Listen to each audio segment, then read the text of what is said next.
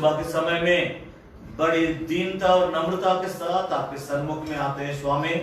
आपके सामने हम सबके मुंह के बल गिरते हैं, तेरे वचन को सीखने के लिए तेरे पास आए हैं।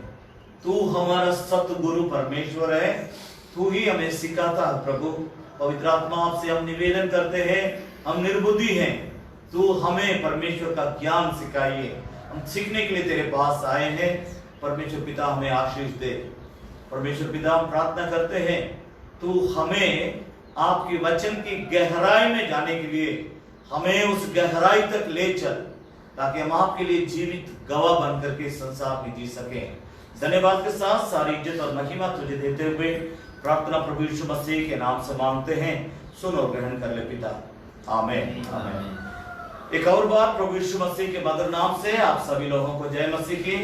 इस आराधना में आए हुए आप सभी लोगों को मैं प्रभु यीशु के नाम से स्वागत करता हूं। लगातार हम एक मुद्दा के आधार पर परमेश्वर का वचन को हम अध्ययन करते आए। हम उस मुद्दा की ओर पहले आपका ध्यान को आकर्षण करना चाहता हूं।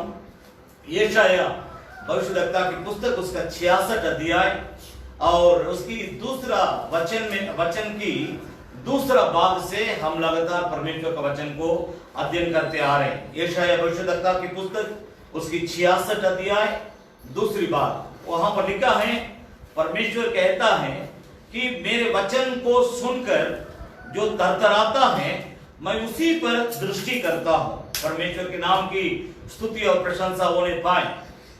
वचन से थरथराओ, इस मुद्दा के आधार पर हम लगातार परमेश्वर का वचन को अध्ययन करते आ रहे हैं। बहुत लोग वचन को सुनते हैं, लेकिन उस वचन से कितना हम डरते हैं और उस वचन के अनुसार हम अपने जीवन को बदलने के लिए कितना हम कोशिश करते हैं, ये सबसे बड़ी बात है। हम कितना वचन जानते हैं वो बड़ी बात नहीं है, लेकिन हम कितना उस वचन के अनुसार मानकर जीते हैं, उससे ज्यादा परमेश्वर मतलब रखता है। इस वचन के आधार पर मैंने कहा था कि 10 वचन के आधार पर जीने से, वचन को सुनकर थरथराने से 10 प्रकार की आशीर्वाद जो परमेश्वर के वचन के द्वारा हमें मिलती हैं, उसके बारे में मैं प्रचार करूंगा करके मैंने कहा था। उसके अनुसार आज मैं चौथी बात को आपके सामने रखूंगा। आज का प्रचार का मुद्दा है पावर ऑफ वर्ड, परमेश्वर के वचन की सामर्थ। परमेश्वर का वचन सामर्थ से भरा है। इस वचन ही हमारा जीवन में कार्य किया। इस वचन हमारे जीवन में कार्य करने के चलते आज हमारा जीवन बदला है। परमेश्वर के नाम की स्तुति हो। आज हम जिस प्रकार हैं, इस प्रकार हम प्रभु यीशु मसीह को जानने से पहले नहीं थे। जिस प्रकार आज हमारा जीवन है, इस प्रकार इस वचन को पढ़ने से पहले हमारा जीवन नहीं था। इस वचन को सीखने के लिए इस प्रकार की जो संगति में हम आके बैठे हुए हैं, इस प्रकार संगति में आके परमेश्वर के वचन को सुनने से पहले हमारा जीवन, हम सभी लोगों का जीवन कुछ और था। अगर सीधा कहा जाए, हम पाप में डूबे हुए थे, हम अंधकार में पाए जाते थे। आज हम परमेश्वर का संतान हो गए, लेकिन पहले इस वचन को सुनने से पहले हम शैतान के संतान थे, क्योंकि शैतानी हरकत करते थे, शैतान की मनपसंद जीवन बिताते थे, शैतान के मार्ग में जाते थे। शैतान की सोच, शैतान के विचार, शैतान की चाल चलन, शैतान की सब प्रकार की बातें हम अनेकों में पाया जाता था। परंतु इस परमेश्वर का वचन की जो सामर्थ्य है, उस सामर्थ्य ने हमारे जीवन में प्रवेश किया और उस सामर्थ्य हम सभी लोगों के जीवन को बदल डाला। इसलिए मैं इस मुद्दा के आधार पर आज परमेश्वर का वचन का आपके सामने लाना चाहता हूं कि पावर ऑफ द वर्ड, परमेश्वर का वचन में सामर्थ्य है, परमेश्वर के वचन की सामर्थ्य है। हम उस वचन के सामर्थ्य के बारे में आपके सामने प्रचार करने से पहले, बाइबल धर्मशास्त्र से वचन को आपके सामने रखने से पहले, इसके पहले मैं 3 मुद्दा के आधार पर परमेश्वर का वचन का आपके सामने रखा था। Number 1, God's word written with a purpose. परमेश्वर का वचन एक उद्देश्य से लिखी गई थी। इसके आधार पर हमने पहले बार परमेश्वर के सत्य वचन का आशीर्वाद के बारे में प्रचार किया था। Number 2, God's word is food for our soul. परमेश्वर का सत्य वचन हमारा आत्मिक भोजन है। हम शरीर के लिए खाना खाते हैं, लेकिन आत्मा के लिए परमेश्वर का वचन के अलावा दूसरा कोई भोजन नहीं है। इस वचन ही हमारा आत्मा को जागरूक रखता है। इस वचन ही हमारे जीवन को, हमारा आत्मा को जीवित रखता है। इस वचन ही हमारा आत्मा को नाश होने का जो रास्ता है, जो शैतानिक हरकत करने का जो मार्ग है, उस मार्ग से हमें अलग करके दिखाती है, बतलाती है कि तुम इसमें जाओगे, तुम्हारा नष्ट हो जाएगा, तुम्हारा अंत हो जाएगी, तुम समाप्त हो जाएगा। तो इस ज्ञान को परमेश्वर का वचन हमारे आत्मा में देने के चलते हमने फैसला किया कि नहीं, इस रास्ता में नहीं जाऊंगा, मैं परमेश्वर के मार्ग में जाऊंगा। इसलिए मैंने आपको याद भी दिलाया कि प्रभु यीशु मसीह ने कहा कि मैं ही मार्ग, मैं ही सत्य, मैं ही जीवन हूं, बिना मेरे द्वारा कोई पिता परमेश्वर का घर अर्थात स्वर्ग राज्य में प्रवेश नहीं कर सकता है। प्रभु का ये सत्य वचन है। मैं दूसरा हफ्ता इसके बारे में प्रचार किया था। परमेश्वर का वचन हमारा आत्मा का भोजन है, हमारे आत्मिक भोजन है। इस भोजन, जिस तरह हम शरीर के भोजन का, शरीर को जीवित रखने के लिए, शरीर को संतुष्ट रखने के लिए, शरीर को ताकतवर बनाने के लिए हम जो भी खाते पीते हैं, उसी तरह परमेश्वर की वचन ही हमारे आत्मा में शक्ति, सामर्थ, बल को लाता है। इसलिए भीतरीय मनुष्यत्व में ताकत को लाने के लिए एक ही एक ताकत इस संसार में है, जो परमेश्वर का वचन है। परमेश्वर के नाम की स्तुति और प्रशंसा होने पाए। तीसरा हफ्ता मैंने प्रचार किया, गॉड्स वर्ड प्यूरिफाइज अस। परमेश्वर का वचन हमें पवित्र करता है, परमेश्वर का वचन हमें शुद्ध करता है। इस संपूर्ण दुनिया में अगर इंसान को शुद्ध करने के लिए कोई ताकत है, वो केवल परमेश्वर का वचन में है। इस सत्य वचन को छोड़ दूसरा कहीं भी ताकत नहीं है, किसी में भी शक्ति नहीं है। कई लोग बाबा लोगों को पैर धो करके पीते हैं, उसे बाबा, आज कई बाबा आज जेल में हैं। मैं उसके बारे में नहीं बोलना चाहता, एक उदाहरण के लिए हम आपको बतला रहे हैं।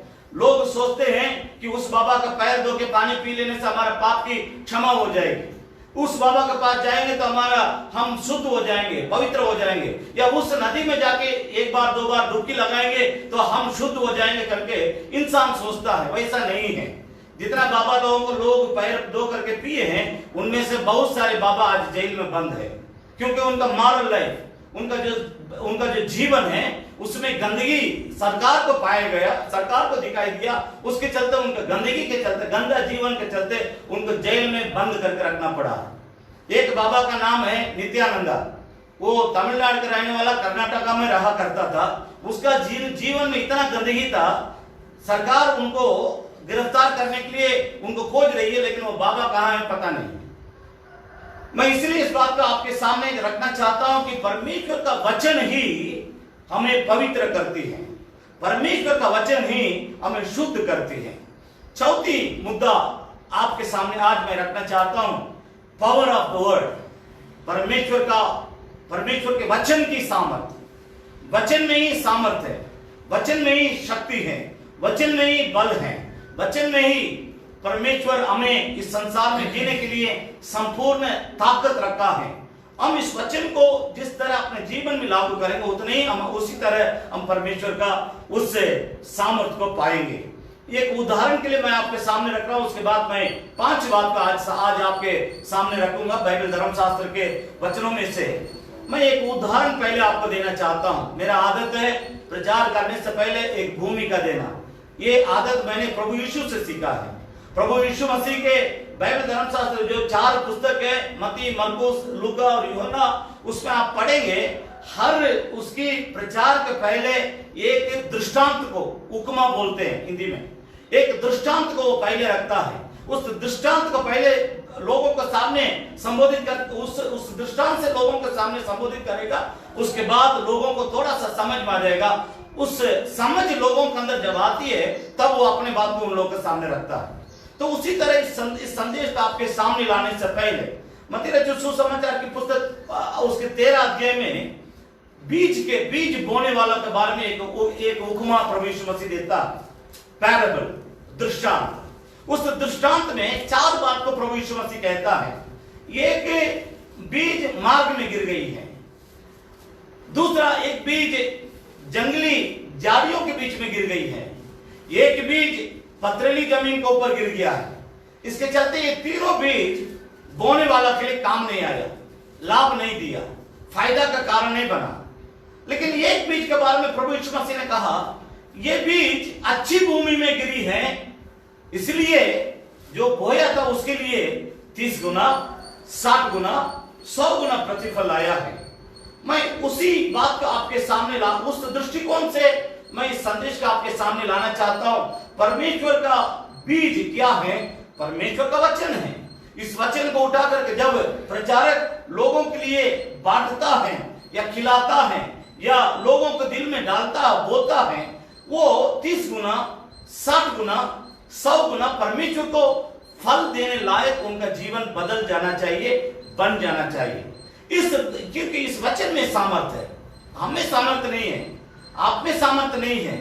जो इस किताब को लेके रखता आप में उसमें सामर्थ नहीं है, लेकिन इस किताब में अर्थात इस बाइबल धर्मशास्त्र में इसके हर एक वचन में सामर्थ है।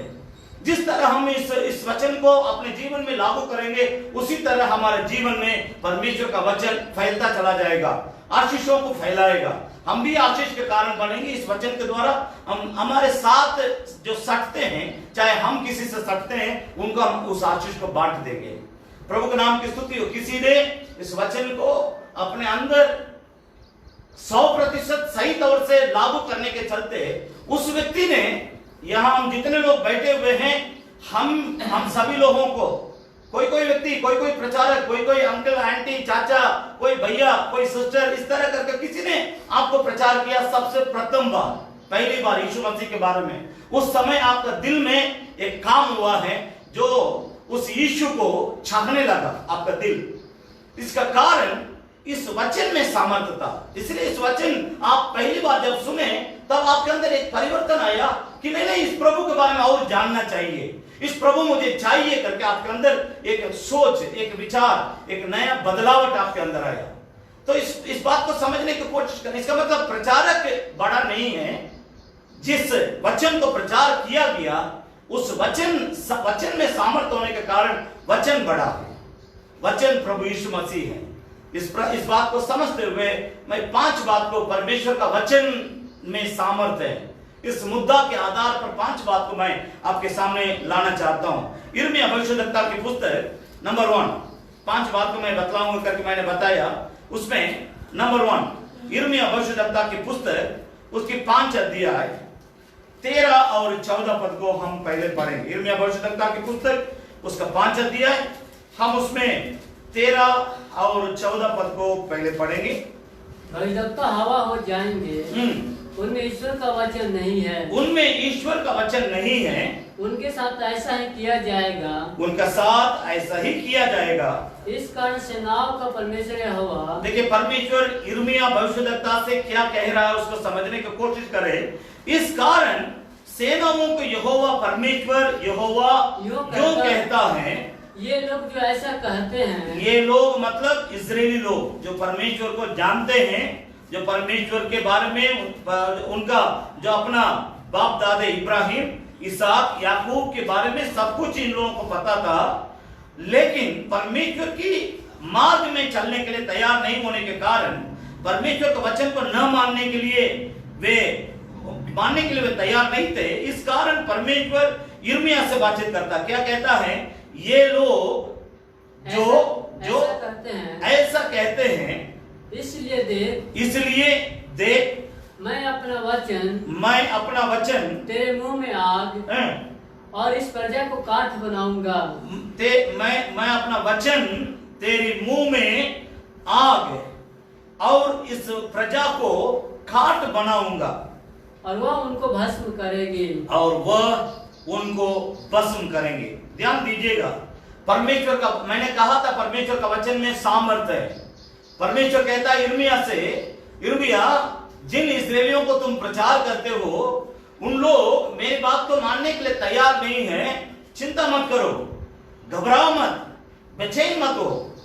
कोई जरूर एक बात को समझना है, इन लोग तो परमेश्वर के अपना निज प्रजा, बाइबल धर्मशास्त्र बतलाती इस्राएलियों के बारे में, इस्राएली परमेश्वर का अपना निज बाग है, अपना निज प्रजा, उनके अपने लोग थे।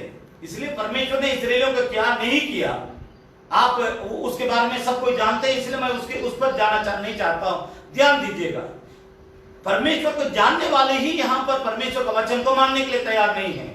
तो इसलिए परमेश्वर यिर्मयाह से बातचीत करता है, यिर्मयाह डरो मत, घबराओ मत, मैं मेरा वचन को तुम्हारे मुंह में डालूंगा, वो आग जैसा काम करेगा। हालेलुया। मेरा वचन में सामर्थ है, वो सामर्थ इस प्रकार काम करेगा, मैं अपना वचन को तुम्हारे मुंह में डालूंगा, वो वचन तुम्हारे मुंह में से आग जैसे निकलेगा। जो लोग तुम्हारा आवाज को सुनेंगे, जो लोग मेरा वचन तुम्हारे द्वारा सुनेंगे, उनको मैं काठ बना दूंगा, अर्थात लकड़ी बना दूंगा। इसका मतलब जब तुम प्रचार करेगा, आग जाकर के उनको जला देगा। एक परिवर्तित होना है, एक या तो एक जल के नाश हो जाना। There is two option. एक सुन करके बन जाना, बदल जाना, रास्ता बदलना, जीवन को बदलना, और दुनिया के तमाम पाप और बुराई गंदगी को छोड़ के मेरे प्रजा बनकर के फिर से मेरे पास वापस लौट के आ जाना, ये एक ऑप्शन है। अन्यथा वे नष्ट हो जाएंगे। ये वचन जाके उनके जीवन में ऐसा काम करेगा कि वो उनको जलाएगा, क्योंकि तुम्हारे मुंह से जो वचन निकलेगा वो आग जैसे निकलेगा, और जो सुनेंगे वे लकड़ी जैसे रहेंगे। जो उस वचन को सुनकर अपना जीवन को बदलने के लिए तैयार है, उनको मैं अपने महिमा के लिए इस्तेमाल करूंगा। तो जब कभी वचन को आप पढ़ेंगे, कुछ समझ में नहीं आता, ऊपर नीचे जरूर पढ़ेंगे तो आपको समझ में आ जाएगा। पवित्र आत्मा हमारी सहायता करता ये वचन को समझने के लिए। मैं यहाँ पर 3 वचन को आपके सामने, बाकी सभी मैं आपसे रिक्वेस्ट कर रहा हूं, बाकी सभी वचन का आप घर में जाके जरूर पढ़ेंगे। पहला, दूसरा, तीसरा पद को पढ़ेंगे। परिस्थिति क्या था इजरायलियों में, उसको समझने के लिए 5 अध्याय का 1, 2, 3 पद को पढ़ेंगे। यरूशलेम की सड़कों में इधर उधर दौड़ कर देखो, यरूशलेम की सड़कों में इधर उधर दौड़ कर देखो, उसके चौकों में ढूंढो, उसके चौकों में ढूंढो, यदि कोई ऐसा मिल सके। आपके पास कलम होगा तो नीचे अंडरलाइन जरूर करें। यदि ऐसा कोई मिल सके जो न्याय से काम करे, तो इसका मतलब न्याय से काम करने वाला उस देश में कोई नहीं था। तो इसलिए परमेश्वर यिर्मयाह से कहता है, क्या कोई न्याय से काम करने वाला व्यक्ति इजराइल में है कि नहीं? जाकर के देखो, वहां कोई ऐसा नहीं है। सबके सब भ्रष्टाचारी बन गए, सबके सब मेरे रास्ता से, मेरे जीवन, मेरे मार्ग में से भटक गए, सबके सब मेरे से अलग हो गए। इसलिए परमेश्वर खुलेआम यहाँ चुनौती देता है कि जाके देखो, कोई ऐसा मिल सके जो न्याय से काम करे। इसका मतलब सबका काम अधर्म से भरा हुआ था, न्याय उनके अंदर नहीं था। दूसरा, और सच्चाई का खोजी हो। तो यहाँ पर कोई सच्चाई को खोजने वाला नहीं था। सबके लिए यिर्मयाह प्रचार करता रहा, सबके लिए उसके पहले यशायाह प्रचार करता रहा, सबके लिए इसके पहले एलिया प्रचार किया, एलीशा प्रचार किया, नूह प्रचार किया। बाप दादों के समय से ही इन लोग प्रचार सुनते आ रहे, इब्राहिम के समय में, इसहाक के समय में, याकूब के समय में, तो इस प्रकार मूसा के समय में और एलिया एलीशा के समय में जितने प्रचारक थे, परमेश्वर ने इनके लिए भेजा। सबके द्वारा इनके बाप दादे प्रचार को सुनते आए, वचन को सुनते आए, परंतु उनके अंदर वचन का सामर्थ्य नहीं था, क्योंकि उनका जीवन बदला नहीं था। इस कारण परमेश्वर यहां कहता है कि सच्चाई का खोजी हो। तो इसका मतलब वहां पर सच्चाई का कोई खोजने वाला नहीं था। ये पहला वचन में लिखा, और आखिरी में, तो मैं उसका पाप क्षमा करूंगा। अगर होगा तब, इस बात को समझने की कोशिश कीजिए। अगर ऐसा कोई होगा, कैसा? न्याय से काम करने वाला और सच्चाई को खोजने वाला कोई होगा, मैं जरूर उसका पाप को क्षमा करूंगा। तो इसका मतलब परमेश्वर यहां क्या बोलना चाहता है यिर्मयाह से? कोई ऐसा नहीं है बाबू। सब कोई सुनते हैं, लेकिन अपने मन से जीना चाहते हैं, मेरी इच्छा के अनुसार जीना नहीं चाहते हैं। मैं आपसे कह रहा हूं, इस बात को समझने की कोशिश कीजिए। परमेश्वर को हम कितना मानते हैं करके हम बोलने से हम स्वर्ग नहीं जा सकते हैं। उसको बोलना होगा कि ये कितना मुझको मानता है, हम कितना उसको मानते करके वो मुझे सर्टिफिकेट देने की जरूरत है।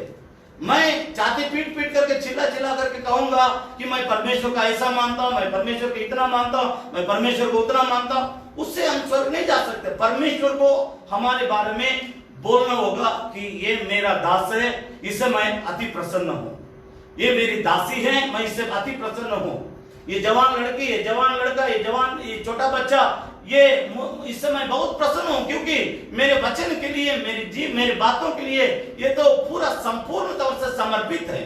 इस प्रकार जब तक परमेश्वर हमारे बारे में नहीं कहेगा तब तक हम वहां अंदर नहीं प्रवेश कर सकते हैं। इस दृष्टिकोण के साथ दूसरी बात को देखेंगे। यद्यपि, दूसरा वचन, यद्यपि उसके निवासी यहोवा के जीवन की शपथ भी खाए, यहोवा की जीवन की शपथ भी खाए, तो वे निश्चय वे झूठी शपथ खाते हैं, तो भी वे निश्चय वे झूठी शपथ खाते हैं। यहाँ पर बहुत गंभीर आरोप लग रहा है। परमेश्वर कहता है वे मेरे नाम से और अन्य देवताओं के नाम से भी वे शपथ खाते हैं, लेकिन कुछ ही समय पर पलट जाते हैं, वे झूठी शपथ भी खाते हैं। परमेश्वर अपने लोगों के ऊपर आरोप लगाता है, इस बात को समझना है, तभी हम इस पूरा कॉन्टेक्स्ट को हम समझ पाएंगे। परमेश्वर हमारे लिए दया करे। तीसरे वचन को हम देखें, तीसरे वचन में क्या परमेश्वर बतलाता है। हे यहोवा, इस दोनों बातों को सुनने के बाद अब यिर्मयाह वहां बोलने लगता है, हे यहोवा परमेश्वर, क्या तेरी दृष्टि सच्चाई पर नहीं है? क्या तेरी दृष्टि सच्चाई पर नहीं है? तूने उनको दुख दिया, परंतु वे शोकित नहीं हुए। तूने उनको नष्ट किया, परंतु उन्होंने ताड़ना से भी नहीं माना है। उन्होंने अपना मन चट्टान से भी अधिक, उन्होंने अपना मन चट्टान से भी अधिक कठोर किया है। उन्होंने पश्चाताप करने से इनकार किया। इन सारे आरोप, आप बाकी बातों को घर में जाके पढ़िएगा। मैं आपसे कह रहा हूं कि समय थोड़ा सा निकालिए जरूर परमेश्वर के वचन को सीखने के लिए। यहाँ लिखा है, परमेश्वर का दास यिर्मयाह कहता है, तेरे लोगों को आपने दुख दिया उनके जीवन को बदलने के लिए, तेरे लोगों को आपने जो है परिवर्तित करने के लिए बहुत तरीकाओं को अपनाया, लेकिन उसके बदले वे बदले नहीं, परंतु उनका मन और कठोर हो गया। कठोर होने का मतलब चट्टान जैसे, चट्टान को हम सबको देखे हैं, पहाड़, बड़ा बड़ा पहाड़ों को, उस पहाड़ धूप में, बारिश में, ठंड में, हर परिस्थिति में ऐसे ही रहता है। उस तरह तब इंसान समझ सकते कितना वो कठोर हो सकता है। धूप भी पड़ती है, कुछ असर नहीं पड़ रहा है, ठंड भी पड़ती है, कनकनी एकदम शीतलहरी चलता है, तो ऊपर भी उस पर कोई असर नहीं पड़ता है। बारिश, बहुत बारिश हो रही है, फिर भी उस पर कोई असर नहीं पड़ता है। तो इसका मतलब मैं परमेश्वर अपना वचन को भेज ही रहा हूं, भेजता रहता हूं, ये लोग बदलने के लिए तैयार नहीं, इनका मन कठोर होते जा रहा है, चट्टान जैसे इनका मन कठोर हुआ। ऐसी ही परिस्थिति में परमेश्वर इस शब्द को कहता, आपको अभी समझ में आ गया होगा कि क्यों परमेश्वर लोगों को काट, लकड़ी जैसे बोल रहा है। क्यों परमेश्वर अपना वचन को यिर्मयाह से कहता, मैं तेरे मुंह में जो वचन डालूंगा वो आग जैसे निकलेगा, जो सुनेंगे वे काट जैसे रहेंगे। अगर वे बदल गए मेरे ओर आ जाएंगे, अगर वे नहीं बदले जल करके नाश हो जाएंगे। दो प्रकार की आग होती है, एक नष्ट कर देती है, एक जिलाती है। हम सभी लोगों में पवित्र आत्मा का आग है जो हमें जीवन दिया है। उस पवित्र आत्मा के द्वारा परमेश्वर का वचन हमें छुया है, उसके चलते हम जीवन पा लिए। जरूर हमारे अंदर जलाने का वो अनुभव हुआ है। वो क्या चीज का हमारे अंदर जलाया, जितना पाप था, जितना अधर्म था, जितना गंदे जीवन था, जितना परमेश्वर के विरोध में अपवित्र जीवन हम बिताते थे, हम सभी लोगों को जला करके उसको भस्म कर दिया, वो बाहर निकल गया। अब हम नया मनुष्य बन करके परमेश्वर के लिए तैयार हैं। तो मैं विश्वास करता आपके साथ भी यही हुआ होगा। मेरी बात को समझने की कोशिश कीजिए। परमेश्वर का वचन में वो सामर्थ्य है, वो अंतिम समय तक एक मनुष्य को वो बचाना ही चाहती है। मेरी बात को समझने की कोशिश कीजिएगा कि परमेश्वर का वचन में इतना सामर्थ्य है। एक मनुष्य मरने का वो जो अंतिम समय होता है ना, दम तोड़ने का समय, उस समय तक उस आदमी को, उस आत्मा को बचाने के लिए परमेश्वर का वचन कार्य करते रहती है। तो आप अगर नहीं समझ रहे, मैं एक वचन को बोल रहा हूं, पढ़ने की जरूरत नहीं। दूसरा पत्रस की पत्री, उसकी 3 अध्याय 9 पद है, वहां पर लिखा है परमेश्वर हरेक वो नहीं आत्मा नष्ट हो, हर एक आत्मा को वो बचाना चाहता है। दूसरा पत्रस 3 अध्याय उसका 9 पद में लिखा है, हर एक आत्मा को परमेश्वर बचाना चाहता है, हर एकों को परमेश्वर छुड़ाना चाहता है। एक भी आत्मा नष्ट हो जाए ये परमेश्वर की इच्छा नहीं है, इसलिए वो अपना कोशिश में लगे रहता हर किसी को अपने ओर खींचने के लिए। उसके लिए परमेश्वर वचन को ही वो माध्यम बनाए। इस वचन के द्वारा ही हम और परमेश्वर के बीच में रिश्ता होती है। मैं फिर बोलना चाहता हूं, इस पर ध्यान दीजिएगा। परमेश्वर हम और पापी मनुष्य, हम दोनों के बीच में रिश्ता बनाने की ताकत इस सत्य वचन में है, यीशु के नाम में होती है। पवित्र आत्मा वहां कार्य करता है। उसी तरह हम सभी लोगों के जीवन में काम हुआ, तब परमेश्वर हमारे जीवन में काम किया। मैं एक उदाहरण आपके सामने रखता हूं, इससे आप समझ सकते हैं वचन में कितना सामर्थ्य है। जब परमेश्वर बोलता है उस समय उसके शब्दों में, उसकी वचन में किस तरह सामर्थ्य, किस प्रकार प्रकट होती है। निर्गमन की पुस्तक उसका 4 अध्याय, मूसा के जीवन में से यहां एक बात को जोड़ना चाहता हूं। मूसा के जीवन में से एक बात को मैं जोड़ना चाहता हूं। 4 अध्याय, मूसा को परमेश्वर मिस्र देश भेजने के लिए उसको बुलाता है, लेकिन मूसा कहता है नहीं प्रभु, मेरी बात को उन लोग नहीं मानेंगे, मैं बोलने से वो लोग मेरे बातों को वे लोग सुनेंगे ही नहीं। तो परमेश्वर उसको छोड़ता नहीं है। 4 अध्याय निर्गमन की पुस्तक 4 अध्याय 10, 11, 12 पद को पढ़ेंगे। 10, 11, 12, 13 तक पढ़ेंगे। मूसा ने यहोवा से कहा, तब पढ़ेंगे, हे मेरे प्रभु, हे मेरे प्रभु, मैं बोलने में निपुण नहीं, मैं बोलने में निपुण नहीं हूँ, न तो पहले था, न तो मैं पहले बोलने में निपुण था, और न जब से तू अपने दास से बातें करने लगा, तो मैं तो मुंह और जीभ का भद्दा हूँ, मैं तो मुंह और जीभ का भद्दा हूँ। यहोवा ने उससे कहा, यहोवा परमेश्वर ने मूसा से कहा, मनुष्य का मुंह किसने बनाया है। एक मिनट यहाँ एक बात को समझ, कभी कभी हम सोचते हैं इस प्रकार का ट्रैप में हम फंस जाते हैं।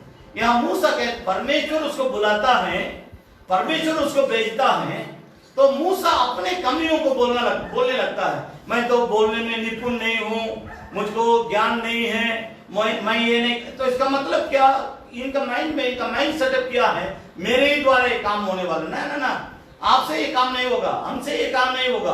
परमेश्वर अपने से इस काम को हम सभी लोगों को द्वारा करना चाहता है। आप कितना कमजोर है उससे परमेश्वर को कोई मतलब नहीं। आप इस बात को समझने की कोशिश कीजिए। इस वचन को पढ़ने से पहले मैं फिर से कहना चाहता हूं, हम कितना कमजोर हैं उससे परमेश्वर को कोई मतलब नहीं है। जरूर सिमसोन बहुत शूरवीर था। जब फिलिस्तीन उसको घेर लिए थे उस समय एक गधा का जबड़ा, जो नीचे वाला जो हड्डी है, इस जो नीचे बाग का गधा का एक हड्डी को उठा करके 1000 फिलिस्तीनियों को उसने मार डाला। अब बताइए कि किसमें सामर्थ्य है, सिमसोन में सामर्थ्य है या परमेश्वर जो सामर्थ्य देता उसमें सामर्थ्य है। इस बात को समझने की कोशिश करना है। पौलुस कहता है, प्रभु परमेश्वर से प्रार्थना करता है, हे प्रभु, मैं मेरे शारीरिक कमजोरी के चलते मैंने 3 बार आपसे प्रार्थना किया, लेकिन आपने सुनकर को उत्तर नहीं दिया। दूसरा कुरिन्थियों के वो पौलुस प्रार्थना करता है दूसरा कुरिन्थियों में, तो उस समय परमेश्वर उसको जवाब देता है, जरूर तुम 3 बार प्रार्थना किया, डरो मत, चिंता मत करो, तुम्हारे जीवन के लिए मेरा अनुग्रह काफी है। मेरा अनुग्रह से तुम्हारा गाड़ी चलेगी। मेरा व्यू, चाहे आप हैं, चाहे कहीं से भी सुनने वाले क्यों न हो, हम परमेश्वर के अनुग्रह से जीते हैं।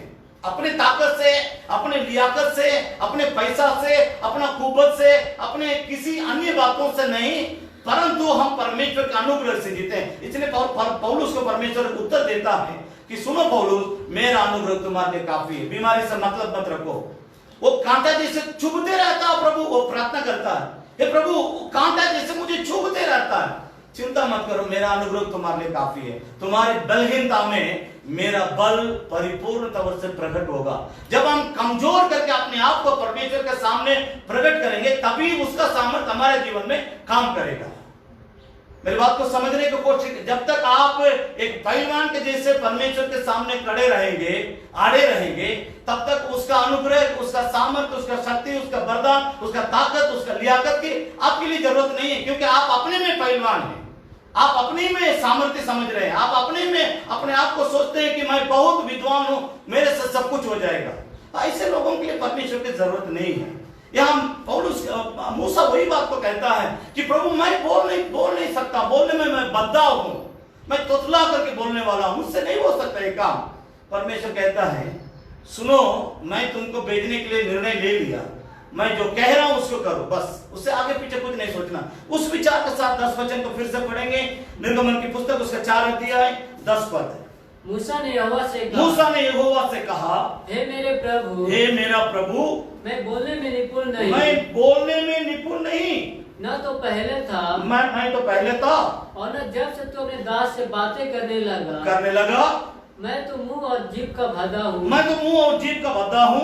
यहोवा ने उससे कहा, मनुष्य का मुंह किसने बनाया है, और मनुष्य को गूंगा या बहरा या देखने वाला या अंधा मुझे यहोवा परमेश्वर को छोड़ कौन बनाता है।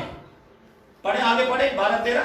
अब जा, मैं तेरे मुख के संग होकर, अब परमेश्वर देखिए, परमेश्वर का वचन में सामर्थ्य, मैं तुम्हारा मुंह के संग होकर जो तुझे कहना होगा वो तुझे सिखलाता जाऊंगा, मैं तुझे सिखलाता जाऊंगा। 13 पद। उसने कहा, हे मेरा प्रभु, कृपया किसी और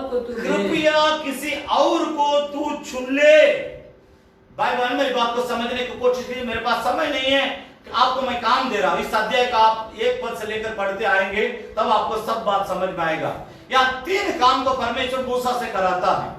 तो क्या कहता है कि परमेश्वर मूसा से बातचीत करता है, लेकिन मूसा तैयार नहीं हो रहा है मिस्र देश जाने के लिए। परमेश्वर खुद उससे बातचीत करता, किसी को माध्यम नहीं बनाया। मेरी बात को समझ रहे, डायरेक्ट परमेश्वर और मूसा दोनों के बीच में ही बातचीत हो रहा है, लेकिन मूसा जाने के लिए तैयार नहीं। उस वचन जो परमेश्वर के द्वारा शब्दें आती है उस पर उसका पक्का विश्वास नहीं हो रहा, क्योंकि वो हमेशा ये सोच रहा मैं कमजोर हूं। मैं आपसे सीधे कहना चाहता हूं, सुबह के समय में कमजोर लोगों को ही ये वचन, सत्य वचन सामर्थ्य बनाती है। जो अपने आप को समझता है कि कमजोर, उस कमजोर व्यक्ति को ही परमेश्वर अपने महिमा के लिए इस्तेमाल करना चाहता है। यहाँ मूसा बारंबार कहता है, तब परमेश्वर ने कहा, मूसा तुम मेरी बात का अगर नहीं समझोगे, तुम्हारे हाथ में जो लाठी है उसको नीचे गिराओ। इस अध्याय में लिखा है। तब नीचे मूसा उस लाठी को गिराता, लाठी सांप बन जाती है। तब उसको देखते फिर परमेश्वर कहता उसका पूंछ पकड़ करके पकड़ो, फिर वो लाठी बन जाएगा। जब फिर ये सब इसी अध्याय में लिखा हुआ। फिर मूसा जाकर के उसको पूंछ, लाठी के सांप का पूंछ को पकड़ता है और फिर उसका लाठी बन जाती है। तब पर भी वो तैयार नहीं हो रहा है कि प्रभु हम जाएंगे, मेरे बात को मेरे लोग नहीं मानेंगे। मिस्र देश में जाके इसराइलियों को हम बोलेंगे कि परमेश्वर ने मुझे भेजा है, वे लोग नहीं मानेगा। तो परमेश्वर का वो जो वचन है मूसा को मिल रहा, उसका सामर्थ्य वो समझ नहीं पा रहा है कि सर्वशक्तिमान परमेश्वर मुझे भेज रहा है, सर्वशक्तिमान परमेश्वर मुझको वचन दे रहा है, वो मुझसे कह रहा तुम जाओगे काम हो जाएगा।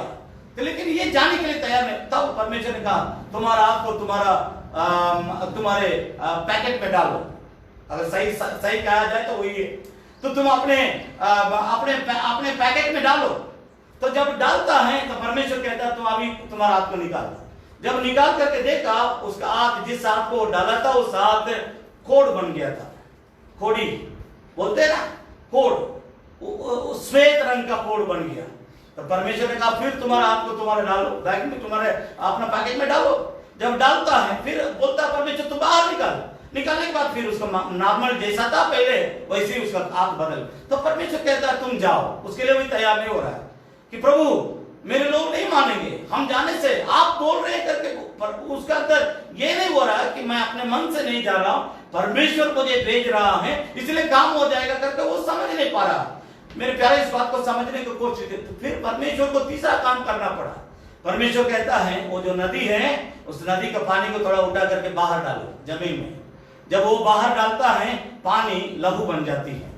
तब परमेश्वर उससे कहता ये करोगे तो सबको मानेगा, जाओ। उसके बाद मूसा जाने के लिए तैयार होता है। मेरे प्यारों, मेरी बात को समझने, सभी वचनों को पढ़ाने के लिए समय नहीं है, लेकिन मैं आपको काम दे रहा हूं, जरूर घर में जाकर के पढ़िए। मैं आपसे यही कहना चाहता हूं, अगर परमेश्वर इतना एक शब्द भी अगर आपसे कह दे कोई काम करने के लिए, उसको आप कीजिए। निस्संदेह कीजिए उसमें आप 100% सक्सेस होंगे, क्योंकि वचन, परमेश्वर का वचन में सामर्थ्य है।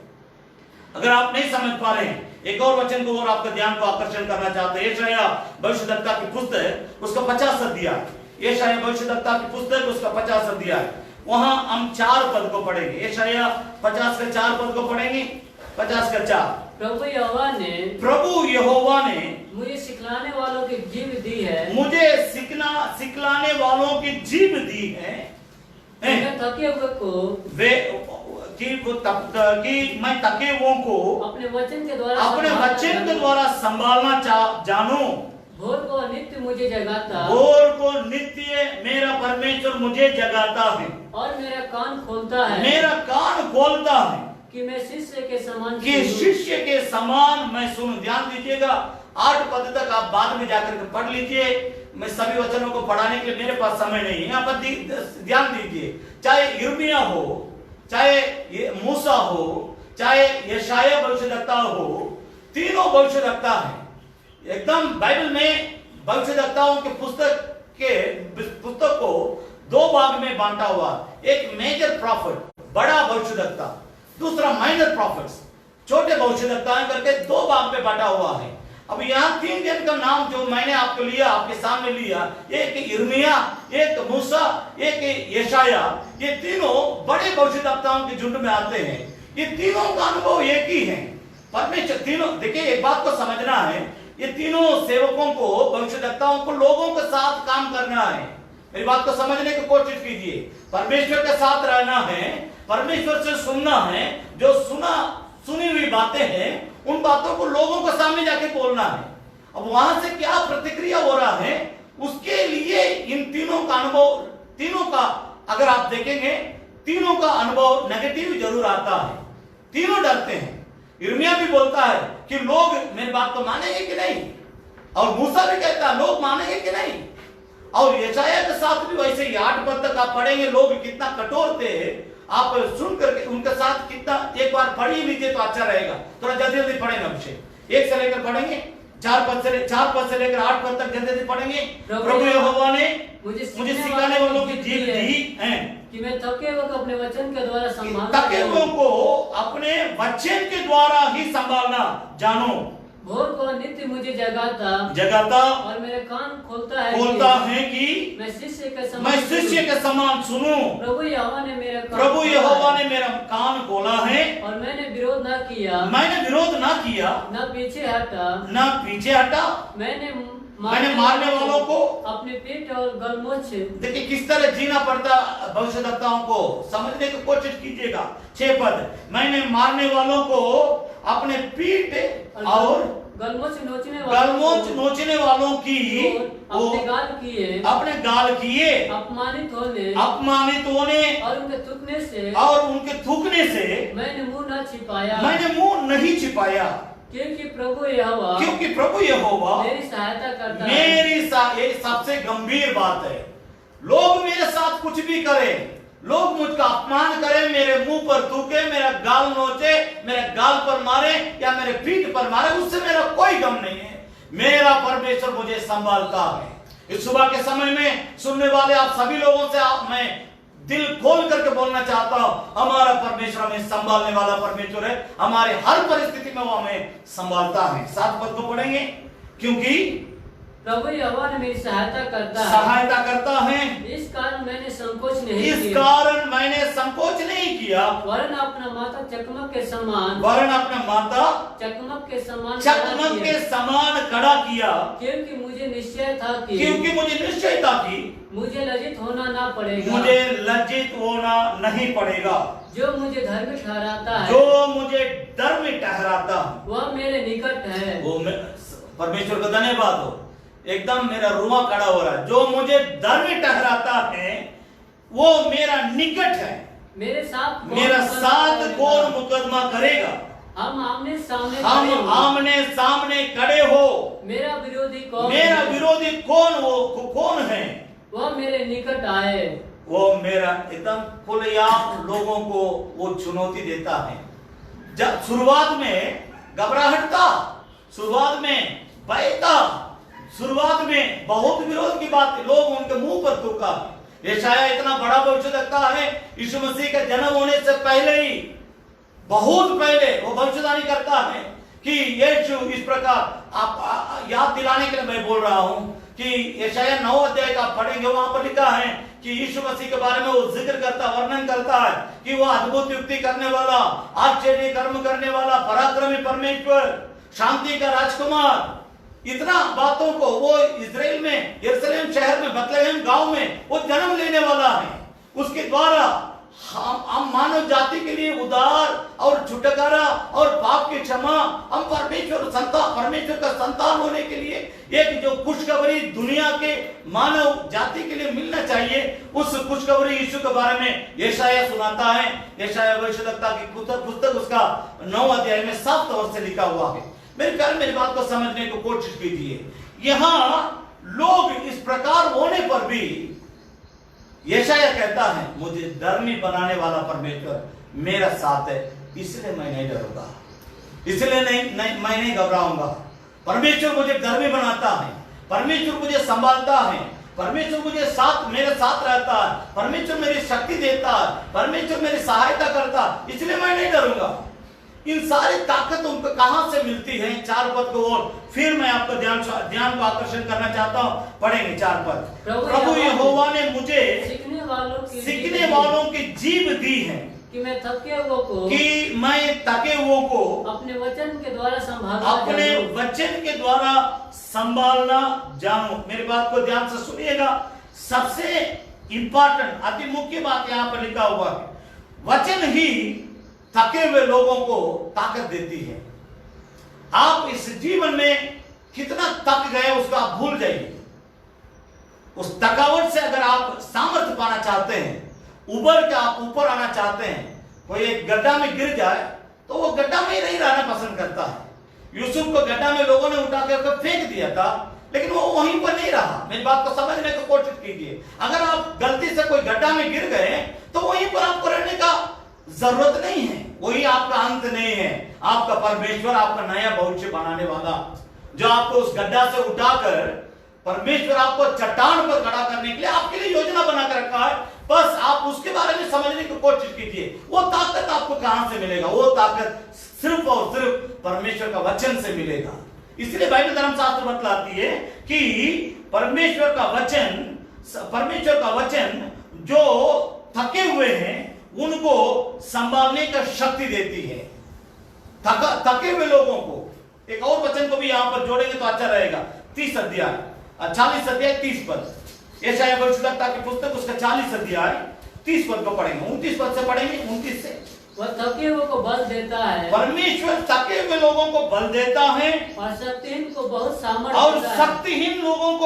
सामर्थ्य देता है। तरुण तो थकते हैं और श्रमित हो जाते हैं और जवान ठोकर खाकर गिर जाते हैं। परंतु यहोवा की बाट जोहते हैं, जो यहोवा परमेश्वर की बाट जोहते हैं, वे नया बल प्राप्त करेंगे। वे उकाबों के समान उड़ेंगे। वे दौड़ेंगे और श्रमित नहीं होंगे। चलेंगे और थकित ना होंगे। भाई भाई, मेरी बात को समझने को, इन सारी ताकतें परमेश्वर के वचन में। आप कितना थक गए, उस थकावट के बारे में ज्यादा सोचते मत रहिए, उस थकावट के बारे में ज्यादा बोलते मत रहिए। उसको ओवरकम, उस थकावट के ऊपर जय पाने का शक्ति कहां है उसको ढूंढिए।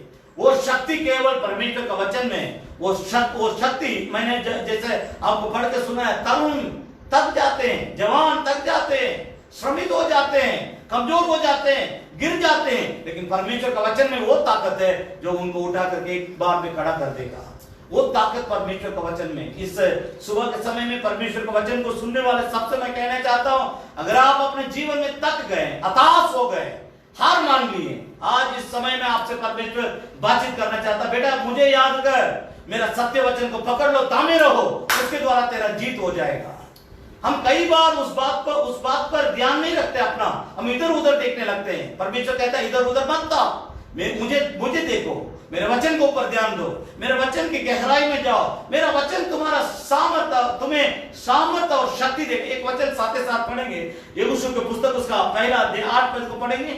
यहोशू का पुस्तक उसका पहला अध्याय 8 पद, या परमेश्वर के वचन का सामर्थ्य में से एक बात को मैं आपके सामने रखना चाहता हूं। पढ़ेंगे यहोशू उसका पहला अध्याय 8 पद को पढ़ेंगे। व्यवस्था की यह पुस्तक, व्यवस्था की ये पुस्तक तेरे चित्त से कभी उतरने ना पाए, इसी में दिन रात ध्यान दिए रहना, इसी में दिन रात ध्यान दिए रहना, इसलिए कि जो कुछ उसमें लिखा है, जो कुछ उसमें लिखा है उसके अनुसार करने की तू चौकसी करे, उसके अनुसार करने की तू चौकसी करे, क्योंकि ऐसा ही करने से तेरे सब काम सफल होगी, और तू प्रभावशाली होगा। परमेश्वर का वचन साफ है।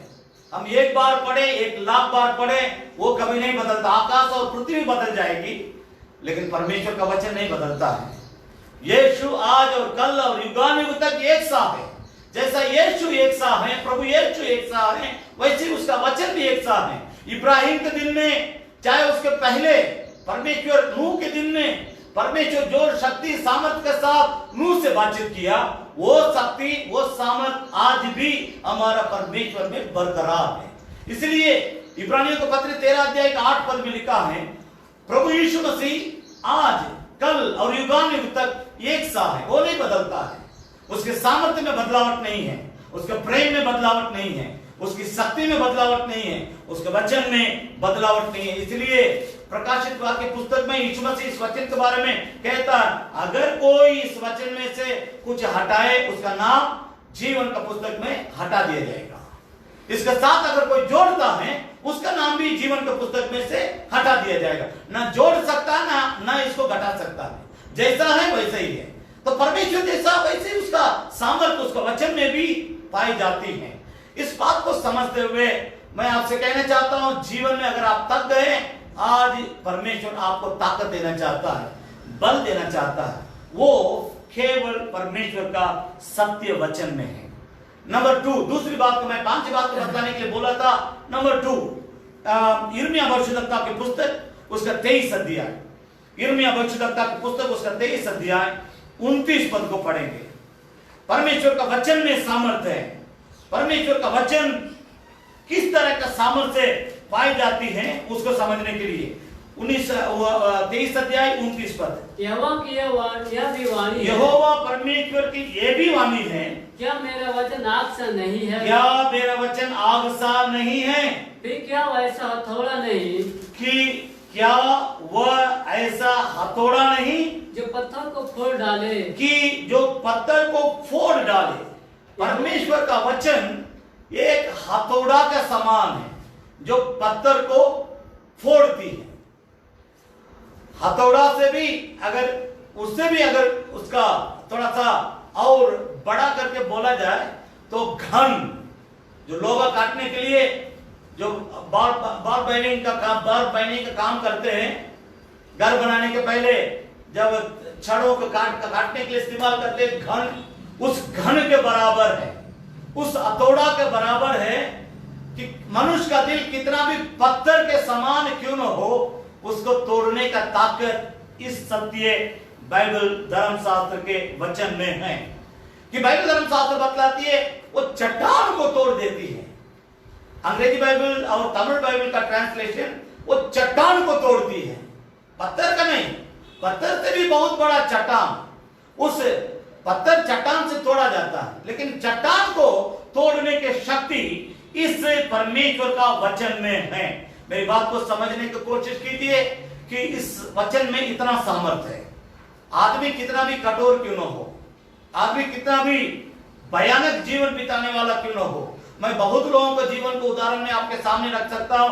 आप बहुत लोगों के जीवन की गवाही आप सुने होंगे कि वो आदमी ऐसा था, वो सुधर गया, ये आदमी डाकू था, ये सुधर गया, ये तो क्रिमिनल था, ये तो खूनखार था, ये तो नक्सलाइट था, ये सब आदमी सुधर गया, वचन सुन करके सुधर गया, वचन सुन करके बदल गया। मैं आपसे कहना चाहता हूं, मेरी बात को समझने की कोशिश कीजिए। आज पूरा दुनिया भर में जितने क्रिमिनल लोग, उनके जीवन को बदलने का ताकत इस सत्य वचन में है। वो परमेश्वर का वचन में वो सामर्थ्य है जो चट्टान को तोड़ने की शक्ति रखती है। हर किसी मनुष्य के जीवन को बदलने का ताकत प्रभु यीशु मसीह के वचन में है। एक उदाहरण मैं बिबली के लिए आपको दे रहा हूं, जान दीजिए। जब प्रभु यीशु मसीह और बरअब्बास दोनों का नाम लेकर के पिलातुस के दिन में वहां पर बातचीत जारी है। पिलातुस बचाना चाहता है, यीशु को बचाना चाहता है, लेकिन वहां उस दिन पर्व का समय में उनका रिवाज था कोई एक कैदी को बाहर छोड़ देना, बाहर निकाल देना।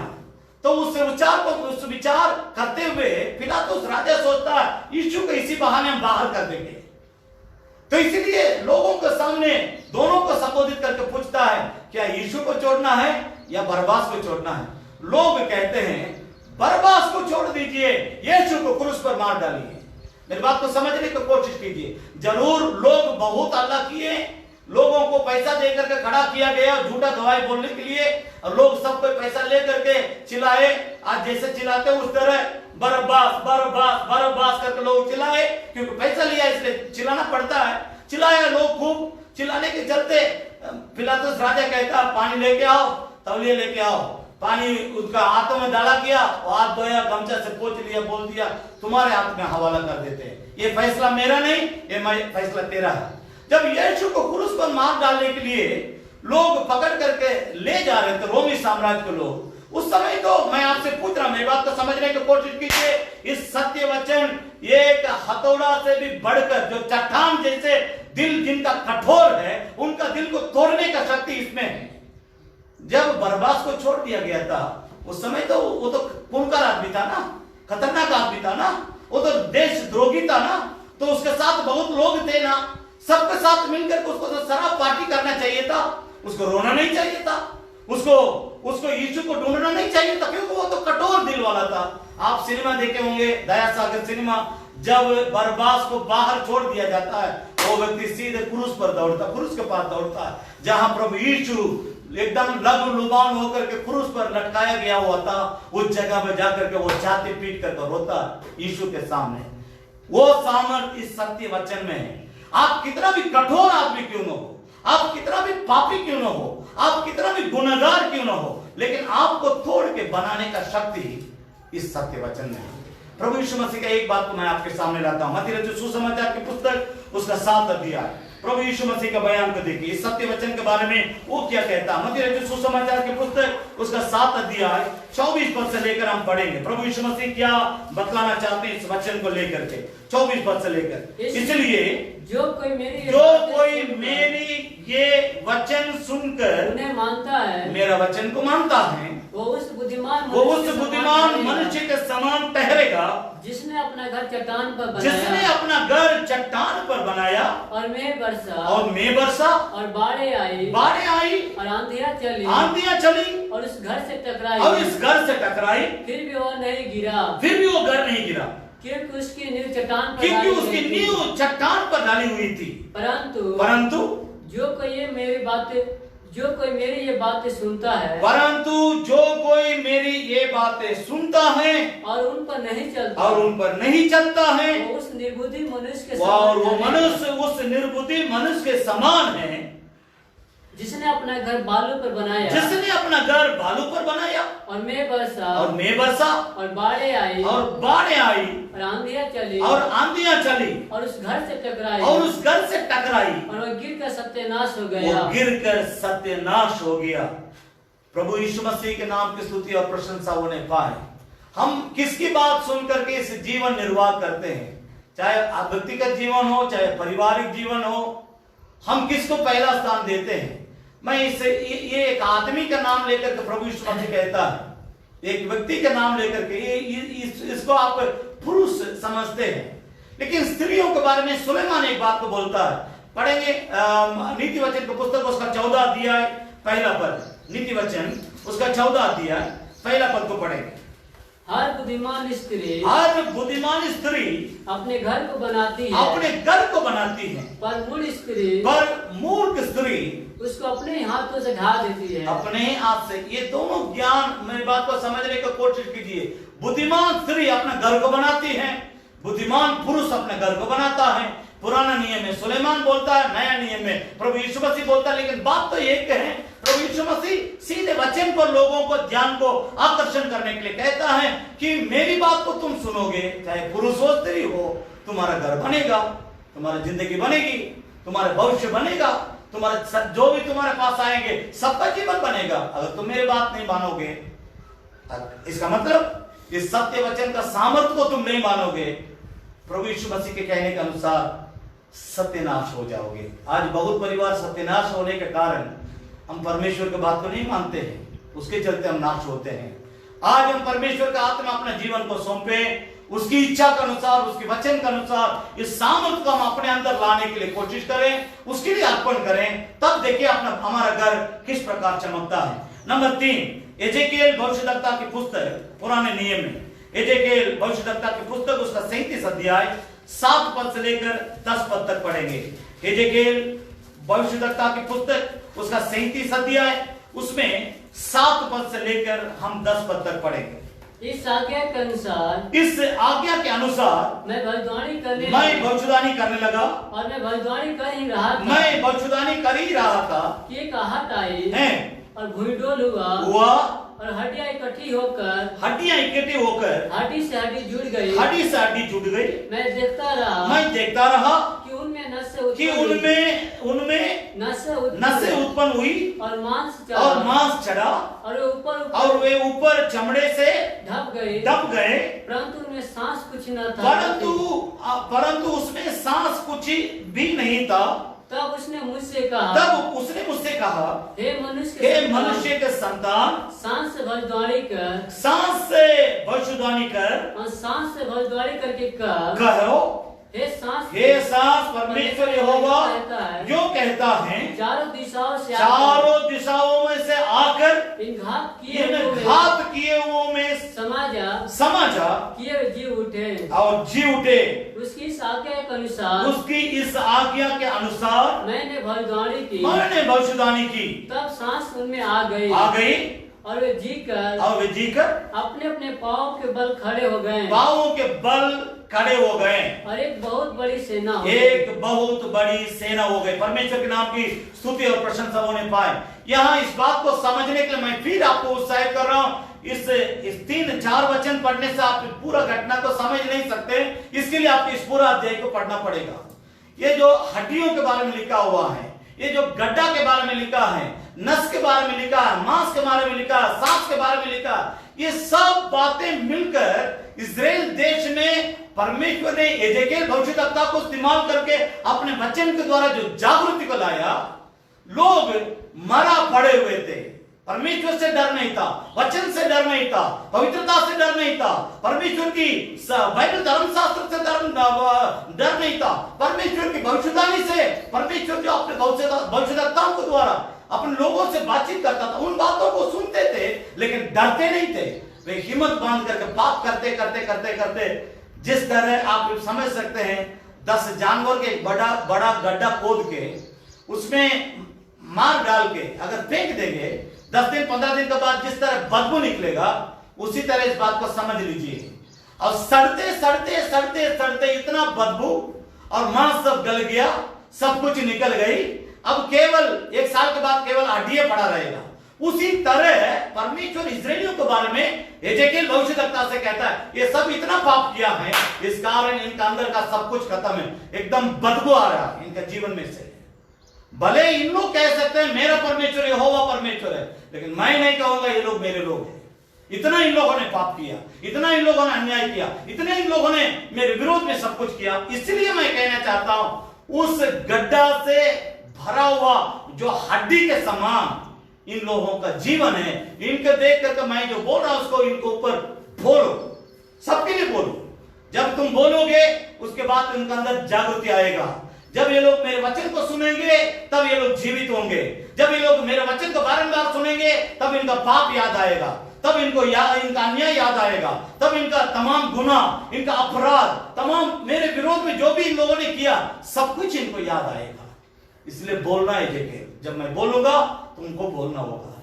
आप इस अध्याय को पूरा मैं आपको उस्का रहा हूं, आपको उत्साहित कर रहा हूं, आप कहीं दूर से भी मेरे आवाज को सुनते होंगे, मैं आपसे भी कह रहा हूं कि आप जरूर इस अध्याय को पढ़िए। अगर आपके व्यक्तिगत जीवन में जागृति चाहिए, आपको पारिवारिक जीवन में जागृति चाहिए, आपका समाज में अगर जागृति चाहिए, आपकी कलीसिया में अगर आपको जागृति चाहिए, आप इस तरीका को अपनाइए। अपना दिमाग का खेल को छोड़ दीजिए।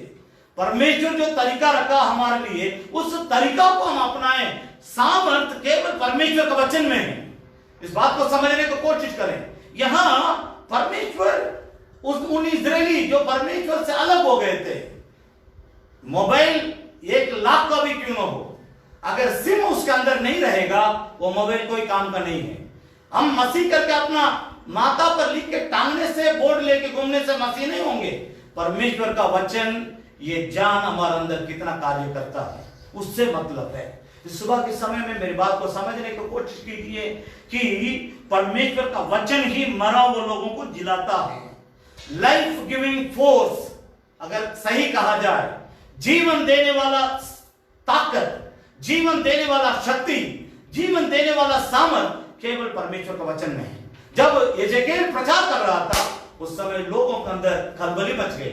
हड्डी एक दूसरे हड्डी के साथ जुट रही है, मांस आ रहा है, नस आ गया, खून आ गया, और उनके अंदर सांस आने के लिए, परमेश्वर जीवन देने के लिए, जीवन से आज्ञा देकर के बोलने के लिए परमेश्वर कहता, वो जीवन आकर के उन लोग अंदर, तब वे सबको जीवित पाकर, जीवित होकर एक सेना के जैसे उठ के खड़े होते हैं। मेरे प्यारे, मेरी बात को समझ, मैं हर वचन के साथ, पुराने नियम के हर बातों के साथ नए नियम का यीशु मसीह का प्रचार को मैं यहाँ जोड़ना चाहता हूँ। यूहन्ना रचित सुसमाचार की पुस्तक, उसका 5 अध्याय 24 पद। यूहन्ना रचित सुसमाचार की पुस्तक, उसका 5 अध्याय 24 पद को हम पढ़ेंगे। यहाँ पर देखिए प्रभु यीशु मसीह कितना सुंदर ढंग से लोगों से अपने परमेश्वर का वचन को संबोधित करता है।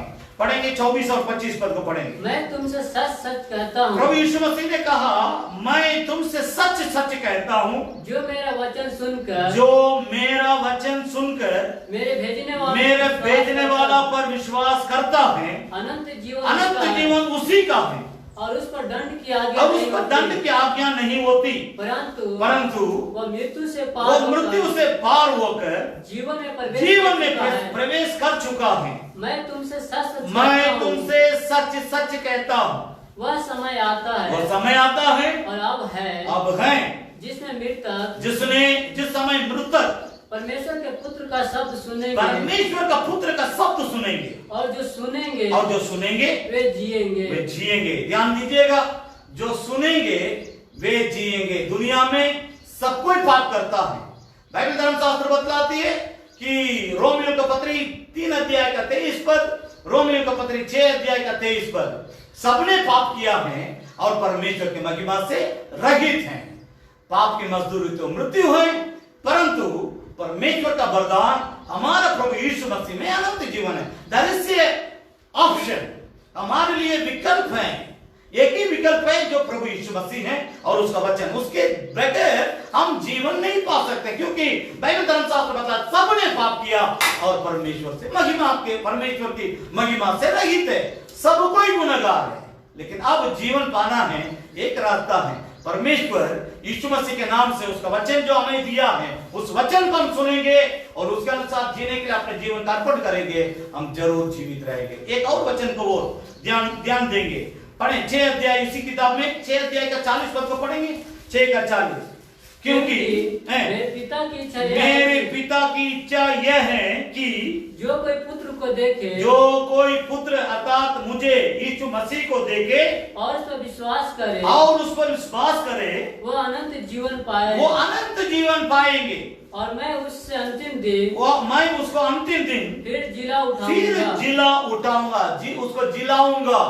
मेरी बात पर ध्यान दीजिएगा। जब मनुष्य पाप करता है उस समय उसका आत्मा मर जाती है, परमेश्वर के साथ उसका आत्मा रिश्ता डिस्कनेक्ट हो जाता है, परमेश्वर से अलग हो जाता है। किसी बच्चा को गलती करने के चलते आप ज्यादा मारिएगा, वो घर चढ़ के जैसे भाग जाता है। उत्तर है, जब हम परमेश्वर के विरोध में पाप करते हैं, हम उससे ऑटोमेटिक अलग हो जाते हैं। जब हमारी और उसके बीच की रिश्ता खत्म हो जाती है, उस समय की बात है। परमेश्वर प्रभु यीशु मसीह कहता है, जब तुम मेरा वचन को सुनोगे, मन फिराओगे, अपने जीवन को मेरे लिए सौंपोगे, मेरे हाथ में अपने जीवन का अर्पण करोगे, मैं अनंत जीवन तुमको दूंगा। और उस अनंत जीवन के द्वारा अंतिम समय में जब मैं वापस लौट करके संसार में आऊंगा, उस समय तुम किसी भी कब्रिस्तान में गाड़ा गया क्यों न हो, मैं तुमको फिर से जिलाऊंगा। हालेलुया, हालेलुया, मैं फिर से जिलाऊंगा। मसीह जीवन वहां तक है, स्वर्ग तक हमें पहुंचना है, उस हिसाब से हमको जीना है। मेरी बात को समझने की कोशिश कीजिए। मृतक मेरे शब्द सुनेंगे, प्रभु यीशु मसीह का वचन है। दुनिया भर के सब पापियों को आज ये संदेश सुनाए जाने का एक ही एक कारण है, मृतक। कौन सा मृत्यु? पाप के कारण मर गया आदमी। पाप जब मनुष्य के अंदर आती है, उस समय उसका आत्मा परमेश्वर के रिश्ता से मर जाती है, अलग हो जाती है, डिस्कनेक्ट हो जाती है। उस समय प्रभु कहता है, ऐसा पाप के कारण मरे हुए आत्माओं को जरूर मेरा शब्द सुनाई पड़ेगा, किसी के द्वारा मैं इस वचन को उन तक पहुंचाऊंगा। आज विश्व भर में संदेश प्रचार करने का वही कारण है कि सब किसी को एक बार जरूर ये सत्य वचन सुनने का मौका मिले, ताकि वो अपने पापों से मन फिराए और प्रभु परमेश्वर के पास लौट के आए, वो अपना घर वापस ही कर ले, जहां से वो निकले वहीं पर वापस आ जाए। ये परमेश्वर की इच्छा और इरादा है। इस कारण परमेश्वर सब किसी को ये वचन सुनाता है। मैं बाइबल धर्मशास्त्र में से अभी वचनों को पढ़ाने के लिए समय नहीं है, एक घटना को याद दिला रहा हूं। आप लूका रचित सुसमाचार 15 अध्याय को पढ़ेंगे। एक माता पिता, उनको 2 बेटे, एक बड़ा एक छोटा। छोटा बेटा बोलता है अचानक अपना बाबूजी से, बाबूजी सुनिए, हमारा हिस्सा दे दीजिए, हम आपके साथ नहीं रहना चाहते। किस तरह ये शब्द सुनाई पड़ेगी, इस बात को समझना। प्रभु यीशु कहता, मरे हुए लोग मेरा शब्द सुनेंगे। कैसे सुनेंगे? ये छोटा लड़का बोलता है बाबूजी से, बाबूजी सुनिए, आप मेरा हिस्सा दे दीजिए, हम आपके साथ रहना नहीं पसंद करते, हम अपना घर छोड़ के बाहर जाना चाहते हैं। पिता ने उसको समझाया, लेकिन मानने के लिए तैयार नहीं। उसके हिस्सा को पैसा बना करके उसका हाथ में दे दिया गया। पैसा लिया, घर छोड़ा, माता पिता से अलग हो गया, अपना बड़ा भाई से अलग हो गया, चला गया दूर देश। पैसा तो बहुत है, जब पैसा रहता है आप किसी को बुलाने की जरूरत नहीं, अपने ही आएंगे लोग 4-5 है। बात मेरा समझ में आ रहा? जब आपके पास पैसा रहेगा, आप किसी को बुलाने, आप आइए आप आइए आप आइए करके बुलाने की कोई जरूरत नहीं। आपका जैसे बोलचाल भाषा में बोलते हैं, आपका पैकेट गर्म रहेगा, लोग अपने आप आपके पास आ जाएंगे। तो इस तरह इस लड़का के पास पैसा ज्यादा था, जब पैसा लेकर के दूर देश गया, वहां कुछ लोग मिल गया, सबके साथ मिलकर के पैसा को उड़ाया। जब सब पैसा खत्म हो गया, खत्म होने के बाद अब नौकरी ढूंढ रहा, पैसा चाहिए, बहुत सारा गंदा आदत लग गया। अब उस आदत के गुलाम होने के चलते उसको पूर्ति करना, शरीर मांगते रहता है, सिगरेट पियो, शराब पियो, गांजा पियो, ये करो वो करो। जब मांगेगा उसको तो पूर्ति करना पड़ेगा। तो उसके लिए वो क्या करता है, नौकरी ढूंढ रहा है। जहां भी नौकरी ढूंढा वहां नहीं मिला, तो नौकरी नहीं मिलने के चलते अंत में एक व्यक्ति से जाके बोलता है कि साहब हमको कोई नौकरी दे दीजिए, हम आपके पास काम करने के लिए तैयार है। तो उसने कहा, सुनिए, मेरे पास सुअर बेचने के लिए एक आदमी की जरूरत है। कितना बड़ा परिवार का, रईस परिवार का लड़का आज इस तरह का काम के लिए तैयार हो रहा। तो वो व्यक्ति बोलता है, सुअर बेचने के लिए एक आदमी की जरूरत है, क्या तुम कर सकोगे, कर पाओगे? उसके लिए वो कहता है कि मैं करने के लिए तैयार। जब करने के लिए तैयार है, ठीक जाके करो करके बोल दिया, तब मालिक से वापस आके पूछता है कि खाना पीना सुअर जो खाएगा वही तुम भी खाया करो, जाओ। जब मनुष्य परमेश्वर की बातों को नहीं मानता है, जब मनुष्य परमेश्वर के प्रेम को नहीं समझता है, जब मनुष्य परमेश्वर का वचन को विरोध करने लगता है, जब परमेश्वर का घर को न समझ के मनुष्य बाहर जगह ढूंढता है, वो सबके साथ यही होता है। आज दुनिया में बहुत सारे लोग पहले चर्च में जाते थे, अब आजकल लॉकडाउन का एक बहाना हो गया। सुनिए भाई बहन, मेरी बात को समझने की कोशिश कीजिए। लॉकडाउन का एक बहाना हो गया, अभी तो चर्च सब बंद है, हमारे चर्च तो बंद है, इसलिए हम नहीं जा पा रहे। परमेश्वर को भी वैसे लोग बोलते हैं, प्रभु जी आपको तो मंदिर बंद, हम कहाँ जाएंगे? अरे काम मंदिर बंद है तो अपने पत्नी बाल बच्चों के साथ बैठ के प्रार्थना करो, उसके लिए तो कोई बंद नहीं किया ना। मंदिर ना बंद है, मंदिर बंद है, मस्जिद बंद है, गुरुद्वारा बंद है, ये सब बंद ठीक है, लेकिन तुम्हारा घर में तुमको प्रार्थना करने के लिए सरकार कोई आदेश नहीं दी है, तो वो तो तुमको करना चाहिए। भाई बहन मेरी बात को समझने की कोशिश कीजिए। ये व्यक्ति अपना माता पिता अर्थात परमेश्वर का प्रेम को नहीं समझा। इस व्यक्ति परमेश्वर की योजना को नहीं समझा। इस व्यक्ति परमेश्वर जो इसके लिए आशीर्वाद रखा था उसको नहीं समझा। इसलिए वो सीधे घर छोड़ के बाहर निकल गया। वो सोचा घर से बाहर निकलूंगा तो और मैं मस्ती मौजी करूंगा। तो उस मस्ती मौजी परमेश्वर से अलग जाने के चलते सुअर बेचने के सुअर चराने के जगह में उसका काम मिल गया। जो सुअर खाता था उसी को खाने का नौबत आ गई। उस समय में जब खाने के लिए उठाया तब उसको पिता का घर याद आया। तब उसका पिता परमेश्वर का प्रेम याद आया, अपना पिता का, अपना माँ का, अपना घर का। तब वो नीचे गिरा करके कहता है मेरे पिता के घर में कितने नौकर चाकर हैं, उन सबके लिए भरपेट खाना मिलता है, लेकिन मैं यहाँ पर इस गंदा चीज को खाने के लिए मैं कैसा अभागा लड़का बन गया। अब मैं इसको छोड़ूंगा, मैं अपने पिता के घर वापस लौट के जाऊंगा। वो लौट करके जैसे आया उसी बात को प्रभु यीशु मसीह कहता है कि मुर्दे मेरे शब्द सुनेंगे। जो आत्मा में मुर्दा जैसा हो गया, परमेश्वर का आवाज को सुनना छोड़ दिया, परमेश्वर से प्यार करना छोड़ दिया, परमेश्वर के वचन को पढ़ना छोड़ दिया, प्रार्थना करना छोड़ दिया, इस प्रकार के संगति में आना छोड़ दिया, वो सबको अंतिम समय में मेरे वापस आने से पहले एक बार मैं अपना शब्द सुनाऊंगा। आज ये शब्द परमेश्वर दुनिया के लोगों को सुनाता है। इसका एक ही एक कारण, सबसे वो कहता है मेरे पास वापस लौट के आ जा। परमेश्वर दुनिया के लोगों को बोलता मेरे पास लौट के आ जा। मुझे बोलने का मन करता है लेकिन समय समाप्त हो रहा है। 4 पद, 4 पद है रोमियो की पत्री उसकी पहला अध्याय 16 पद है। रोमियो की पत्री उसका पहला अध्याय 16 पद को पढ़ेंगे। क्योंकि मैं सुसमाचार से नहीं लिया जाता, इसलिए कि वह हर एक को विश्वास करने वाले के लिए पहले से यहूदी फिर यूनानी के लिए उद्धार के निमित्त परमेश्वर की सामर्थ है। ध्यान दीजिएगा, पहला अध्याय रोमियो की पत्री, इस वचन को मैं दोबारा पढ़वा रहा हूं। पहला अध्याय उसका 14 पद से लेकर 16 पद तक एक साथ पढ़ेंगे। 14, 15, 16। मैं यूनानी हूं, मैं पौलुस कहता है मैं यूनानियों और अन्य भाषियों का और बुद्धिमानों और निर्बुद्धियों का कर्जदार हूँ। अतः मैं तुम्हें भी जो रोम में रहते हैं वो सुसमाचार सुनाने को मैं बरसक तैयार हूँ। 16 पद। क्योंकि मैं सुसमाचार से नहीं लजाता, इसलिए कि वह हर एक विश्वास करने वाले के लिए, विश्वास करने वालों के लिए पहले से तो यहूदी फिर यूनानी के लिए उद्धार के निमित्त परमेश्वर की सामर्थ है। इस सत्य वचन में सामर्थ्य है। अंग्रेजी में कहा जाए सेविंग पावर। ये जो है हमें बचाने का ताकत रखती है, हमें उद्धार करने का ताकत रखती है।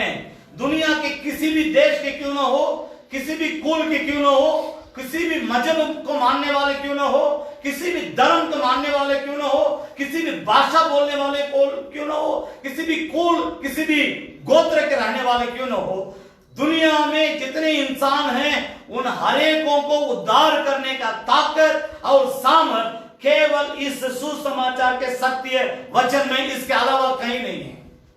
मेरी बात को समझने की कोशिश कीजिए। मैं साफ साफ बोलना चाहता हूं, कंफ्यूज करने के लिए नहीं, परंतु मैं सफाई तौर से इस बात को आपके सामने रखना चाहता हूं। अगर कोई मनुष्य अपने जीवन के उद्धार पाना चाहे तो इस सुसमाचार में वो सामर्थ्य है कि आप इस सुसमाचार को सुनने के द्वारा, इस सुसमाचार को मानने के द्वारा, अर्थात सुसमाचार क्या है? प्रभु यीशु हम पापियों को बचाने के लिए इस संसार में मनुष्य का रूप धारण करके आया। हम सभी पापियों का पापों को अपने ऊपर ले लिया। इस कारण उसको क्रूस पर अपना जीवन का बलिदान होना पड़ा। उसने मार खाया हमारे लिए, अपना जीवन दिया, अपना खून बहाया, मरा, गाड़ा गया, तीसरा दिन जी उठा, स्वर्ग उठा लिया गया। फिर से वो प्रभु यीशु मसीह संसार में वापस आने वाला है। उससे पहले हर एक पापी मन फिराए, इस सुसमाचार को सुनकर अपना जीवन का उद्धार पाले। ये परमेश्वर की सुसमाचार है। इसी के द्वारा आपका जीवन का उद्धार होने का रास्ता है, क्योंकि वो सामर्थ केवल इस परमेश्वर का सत्य वचन में। मैं 4 बात का आपके 4 वचनों को पढ़ेंगे, मैं उसको समझाऊंगा नहीं, समय नहीं है। इस 14 पॉइंट के सपोर्ट में समझने के लिए यूहन्ना रचित सुसमाचार की पुस्तक, कैसे ये सुसमाचार, कैसे यीशु मसीह का नाम, कैसे यीशु मसीह का वचन हमें उद्धार करती हैं, उसके बारे में मैं आपके सामने रखना चाहता हूं। पहले पढ़ेंगे 4 बात को मैं बतलाऊं इस संबंध में। यूहन्ना रचित सुसमाचार की पुस्तक उसका 10 अध्याय 9 पद को पढ़ेंगे। यूहन्ना रचित सुसमाचार की पुस्तक उसका 10 अध्याय 9 पद, 10 का 9। द्वार मैं हूँ। यीशु मसीह ने कहा द्वार अर्थात स्वर्ग का द्वार मैं हूं। यदि कोई मेरे द्वारा भीतर प्रवेश करे, यदि कोई मेरे द्वारा भीतर प्रवेश करे तो उद्धार पाएगा, तो उद्धार पाएगा, और भीतर बाहर आया और जाया भीतर बाहर आया जाया करेगा, और चारा पाएगा। ध्यान दीजिएगा, प्रभु यीशु मसीह साफ साफ बतलाता है। यहाँ पर there is no confusion at all. यहाँ पर कोई न समझने की बात नहीं है। ये उद्धार कैसे इंसान पा सकता है? थ्रू ओनली बाय जीसस, यीशु के द्वारा ही उद्धार है। इसलिए प्रभु ने कहा द्वार मैं हूं। कहां का द्वार? स्वर्ग का द्वार मैं हूं। कोई मेरे द्वारा भीतर प्रवेश करे तो उद्धार पाएगा, और भीतर बाहर आया जाया करेगा और चारा पाएगा। Only through Jesus. इस बात को समझने का केवल यीशु मसीह के द्वारा उद्धार है। प्रेरितों का काम की पुस्तक उसका 4 अध्याय 12 पद। इस शब्द बहुत गंभीर है। केवल प्रभु यीशु मसीह के द्वारा ही उद्धार है। 4 अध्याय 12 पद। किसी दूसरे का द्वारा उद्धार नहीं, क्योंकि किसी दूसरे के द्वारा उद्धार नहीं, क्योंकि स्वर्ग के नीचे, क्योंकि स्वर्ग के नीचे मनुष्यों में और कोई दूसरा नाम नहीं है, नहीं दिया गया जिसके द्वारा उद्धार पा सके। एक नाम हमारे लिए स्वर्ग से दिया गया उद्धार पाने के लिए। दुनिया भर के संपूर्ण मानव जाति उद्धार पाने के लिए एक नाम स्वर्ग से दिया गया, वही नाम प्रभु यीशु का नाम है। यीशु जो शब्द है, उस शब्द का नाम रक्षक, उद्धार करने वाला, छुड़ाने वाला, बचाने वाला। भाई बहन मेरी बात को समझने की कोशिश कीजिए। स्वर्ग से एक ही नाम दिया गया है, केवल प्रभु यीशु का नाम, वही उद्धार का नाम है। एक और वचन को पढ़ेंगे। मैं इस बात को मैं फिर आपको याद दिला रहा हूं।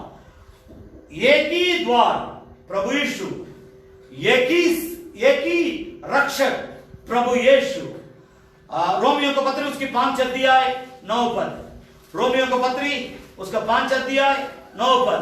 अतः एक ही खून के द्वारा उद्धार है, अर्थात जबकि हम अब उसके लहू के कारण धर्मी ठहरे तो उसके द्वारा परमेश्वर के क्रोध से क्यों न बचेंगे? परमेश्वर की क्रोध से क्यों नहीं बचेंगे?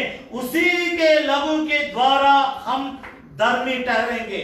Only his blood, only saviour, only door, एक द्वार, एक रक्षक, उद्धार करता, एक ही लहू जो यीशु का लहू। इब्रानियों को पत्री उसका 9 अध्याय 28 पद। इब्रानियों को पत्री उसका 9 अध्याय का 28 पद पढ़े। 9 का 28। वैसे ही मसीह भी बहुतों के पापों को उठा लेने के लिए एक बार बलिदान हुआ। और जो लोग उसकी बाट जोगते हैं उनके उद्धार के लिए दूसरी बार बिना पाप उठाए हुए दिखाई देगा। वो दूसरी बार बिना पाप उठाए हुए दिखाई देगा, सबके लिए वो दिखाई देगा। एक इसके बाद आने वाला है स्वर्ग से वो प्रभु यीशु।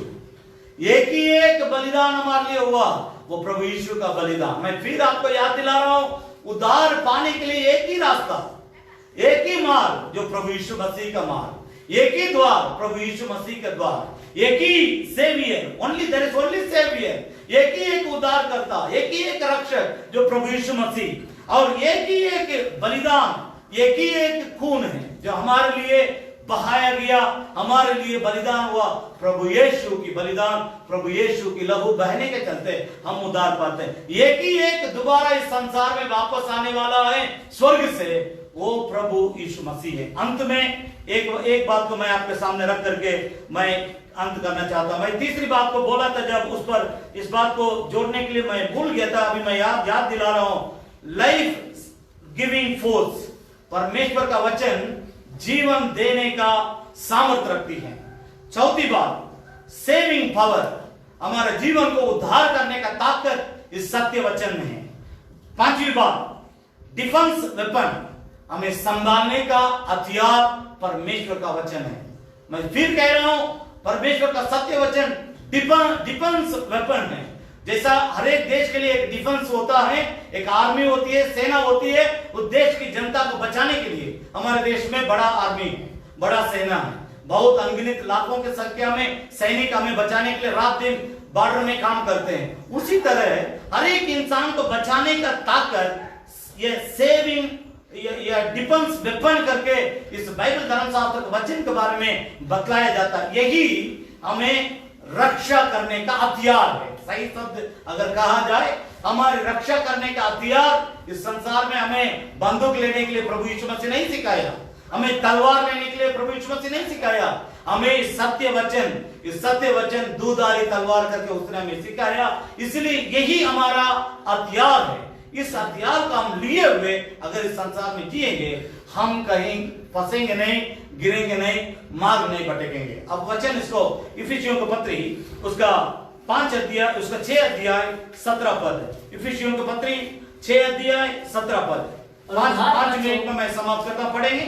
उद्धार का टोप और आत्मा की तलवार जो परमेश्वर का वचन है ले लो। मैं फिर पढ़ाना चाहता हूँ, ध्यान दीजिए।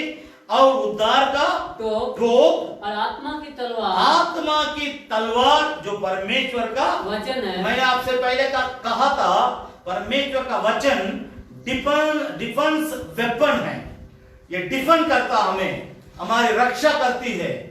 हम हमारे पास कुछ हथियार रहे या ना रहे, हथियार तो लेने के लिए बाइबल मना करती है। परमेश्वर हमें, प्रभु यीशु मसीह का प्रचार में एक प्रचार है, जो तलवार उठाएगा वो तलवार से ही मारा जाएगा। इसलिए बाइबल धर्मशास्त्र हमें हथियार उठाने के लिए कभी भी शिक्षा नहीं देती है, कहीं भी दिया हुआ नहीं है, प्रभु यीशु मसीह का उपदेश में कहीं नहीं है। इस बात पर ध्यान दीजिए। तो हमारे लिए एक हथियार है, उसको समझना। परमेश्वर का सत्य वचन, डिफेंस वेपन, ये हमारी रक्षा करने वाली हथियार हैं। परमेश्वर का वचन को हम इस तरह जब समझेंगे, तभी इसका सामर्थ्य हमें समझ में आएगा। यही वचन हमें रक्षा करती है, शैतान से भी रक्षा करती है, पाप से भी रक्षा करती है। मेरी बात को समझने की कोशिश कीजिए। यूसुफ को पाप करने के लिए बहुत खुला, मान लीजिए कोई गोल पोस्ट में बॉलर नहीं रहेगा, आपको गोल मारना आसान है। मेरी बात समझ पा रहा?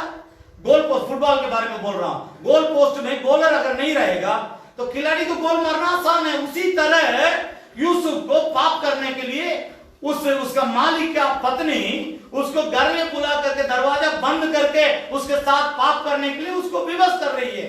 लेकिन वो कहता है, मैं परमेश्वर के विरोध में पाप कैसे करूंगा? उसका कारण इस सत्य वचन। मेरी बात को समझने का ये आपका ये सत्य वचन रूपी हथियार आपके अंदर रहेगा। आप पाप करने के लिए किसी के साथ समझौता नहीं करेंगे, सीधे बात। मेरी बात को समझने की कोशिश कीजिए। जब प्रभु यीशु मसीह के सामने शैतान आकर के 3 बार परीक्षा लिया, परमेश्वर का पुत्र प्रभु यीशु मसीह शैतान से इस वचन के द्वारा ही लड़ करके दे पाया। उसको लाठी उठा के मारा नहीं, तलवार से उसको काटा नहीं, बंदूक से उसको गोली भी नहीं मारा। इस सत्य वचन से उसके साथ लड़ता है। मेरे प्यारों, मेरी बात को समझने की कोशिश कीजिए। इस सत्य वचन ही हमारा रक्षा करती है। ये दूधारी तलवार है, बाइबल धर्मशास्त्र बतलाती है। यहां पर लिखा है 17 पद में, उद्धार का आत्मा की तलवार जो परमेश्वर का सत्य वचन है। इस वचन आपके अंदर रहेगा, आप तलवार से भी बहुत ज्यादा तेज के साथ आप जिएंगे। तलवार भी चलाते चलाते काटना बंद कर देगा, क्योंकि उसका जो छोंक खत्म हो जाता है। लेकिन ये जो तलवार है, अगर हमारे अंदर रहेगा, कभी भी हम कमजोर नहीं होंगे। एक उदाहरण, साधु सुंदर सिंह जो हिंदुस्तान का सबसे महान परमेश्वर का दास, वो नेपाल के पहाड़ों में, तिब्बत देश के पहाड़ों में, उस प्रकार के इलाकाओं में बहुत सेवा की। एक बार वो अपने जीवन का अनुभव को बतला रहे थे। एक बार एक पहाड़ी इलाका में वो अकेले जा रहे थे, शैतान उसके सामने आके खड़ा हो गया। अब बोलता है कि आज तुमको मैं मार डालूंगा। तो साधु सुंदर सिंह से शैतान बोलता है, तब साधु सुंदर सिंह ने कहा, मैं तो अकेला हूं, मार दो। अगर तुम मुझसे ज्यादा बरियार है, तो मुझसे ज्यादा ताकतवर है, तो मुझे मार डाल। तो उसके लिए वो कहता है कि नहीं, तुम्हारा बैग में तुम बाइबल रखा है, इसलिए मैं तुम्हारे पास आ नहीं पा रहा हूं। तो बैग उठा करके खोल के साधु सुंदर सिंह ने साइड में रख दिया। तब बोलते हैं साधु सुंदर सिंह, आओ मुझे मार डाल। तो वो कहता नहीं, तुम्हारा कुर्ता पैजामा में तुम वचन का छपाया हुआ कागज तुम रखा है, तो इसीलिए हम तुम्हारे पास आ नहीं पा रहे। तो उसको भी वो निकाल करके बाहर रख दी। अब आओ, अब तो मेरे पास कुछ नहीं, अब आके तुम मार सकते हो मुझे। तो वो कहता है, अभी भी मैं तुम्हारे पास आ नहीं पाता। क्यों नहीं आ पा रहे हो? अरे तुम्हारे शरीर के बाहर जो भी वचन था, धर्मशास्त्र था, उसको तो मैं तुमसे अलग कर दिया, लेकिन तुम्हारे दिल में जो परमेश्वर का वचन भरा हुआ है, उससे उसके सामने मैं हार गया। मैं तुमको छू नहीं सकता, भाग गया। मेरे प्यारों, मेरी बात को समझने की कोशिश कीजिए। ये ऐसा डिफेंसिव वेपन है, ऐसा हमारी सुरक्षा करने वाली एक पूरा सेना मिलकर के अगर एक आदमी का जीवन को नहीं बचा सकती है। मैं इतिहास बतला रहा हूं। आप अमेरिका का भूतपूर्व एक राष्ट्रपति के बारे में मैं बतला रहा हूं। केनेडी करके एक राष्ट्रपति था, उसको किसी ने बहुत दूर से, पूरा देश का सेना उसके चारों तरफ घेरा हुआ है, दूर से एक आदमी उसको बंदूक से मार दिया। इतिहास है। एक पूरा सेना, अमेरिका का सेना अमेरिका का राष्ट्रपति को नहीं बचा सकती है। हिंदुस्तान की सेना, हिंदुस्तान का भूतपूर्व प्रधानमंत्री हमारा राजीव गांधी जी को बचा नहीं पाया। लेकिन मैं आपसे कह रहा हूं, कोई सेना जीते हारे उससे हमारा कोई मतलब नहीं है, लेकिन ये सत्य वचन के हथियार जो जिसके मन में, जिसके अंदर रहेगा, उसको कोई नहीं छू सकता, उसको कोई जीत नहीं सकता, उसको कोई हिला नहीं सकता। मैं एक वचन को पढ़ करके प्रार्थना करना चाहता हूं। इब्रानियों को पत्र ही उसका 4 अध्याय 12 पद। इस सत्य वचन के सामर्थ के बारे में थोड़ा सा और समझ लें। 2-3 मिनट मैं आपसे समय लेना चाहता हूं। 4 अध्याय का 12 पद इब्रानियों को पत्र पढ़ेंगे।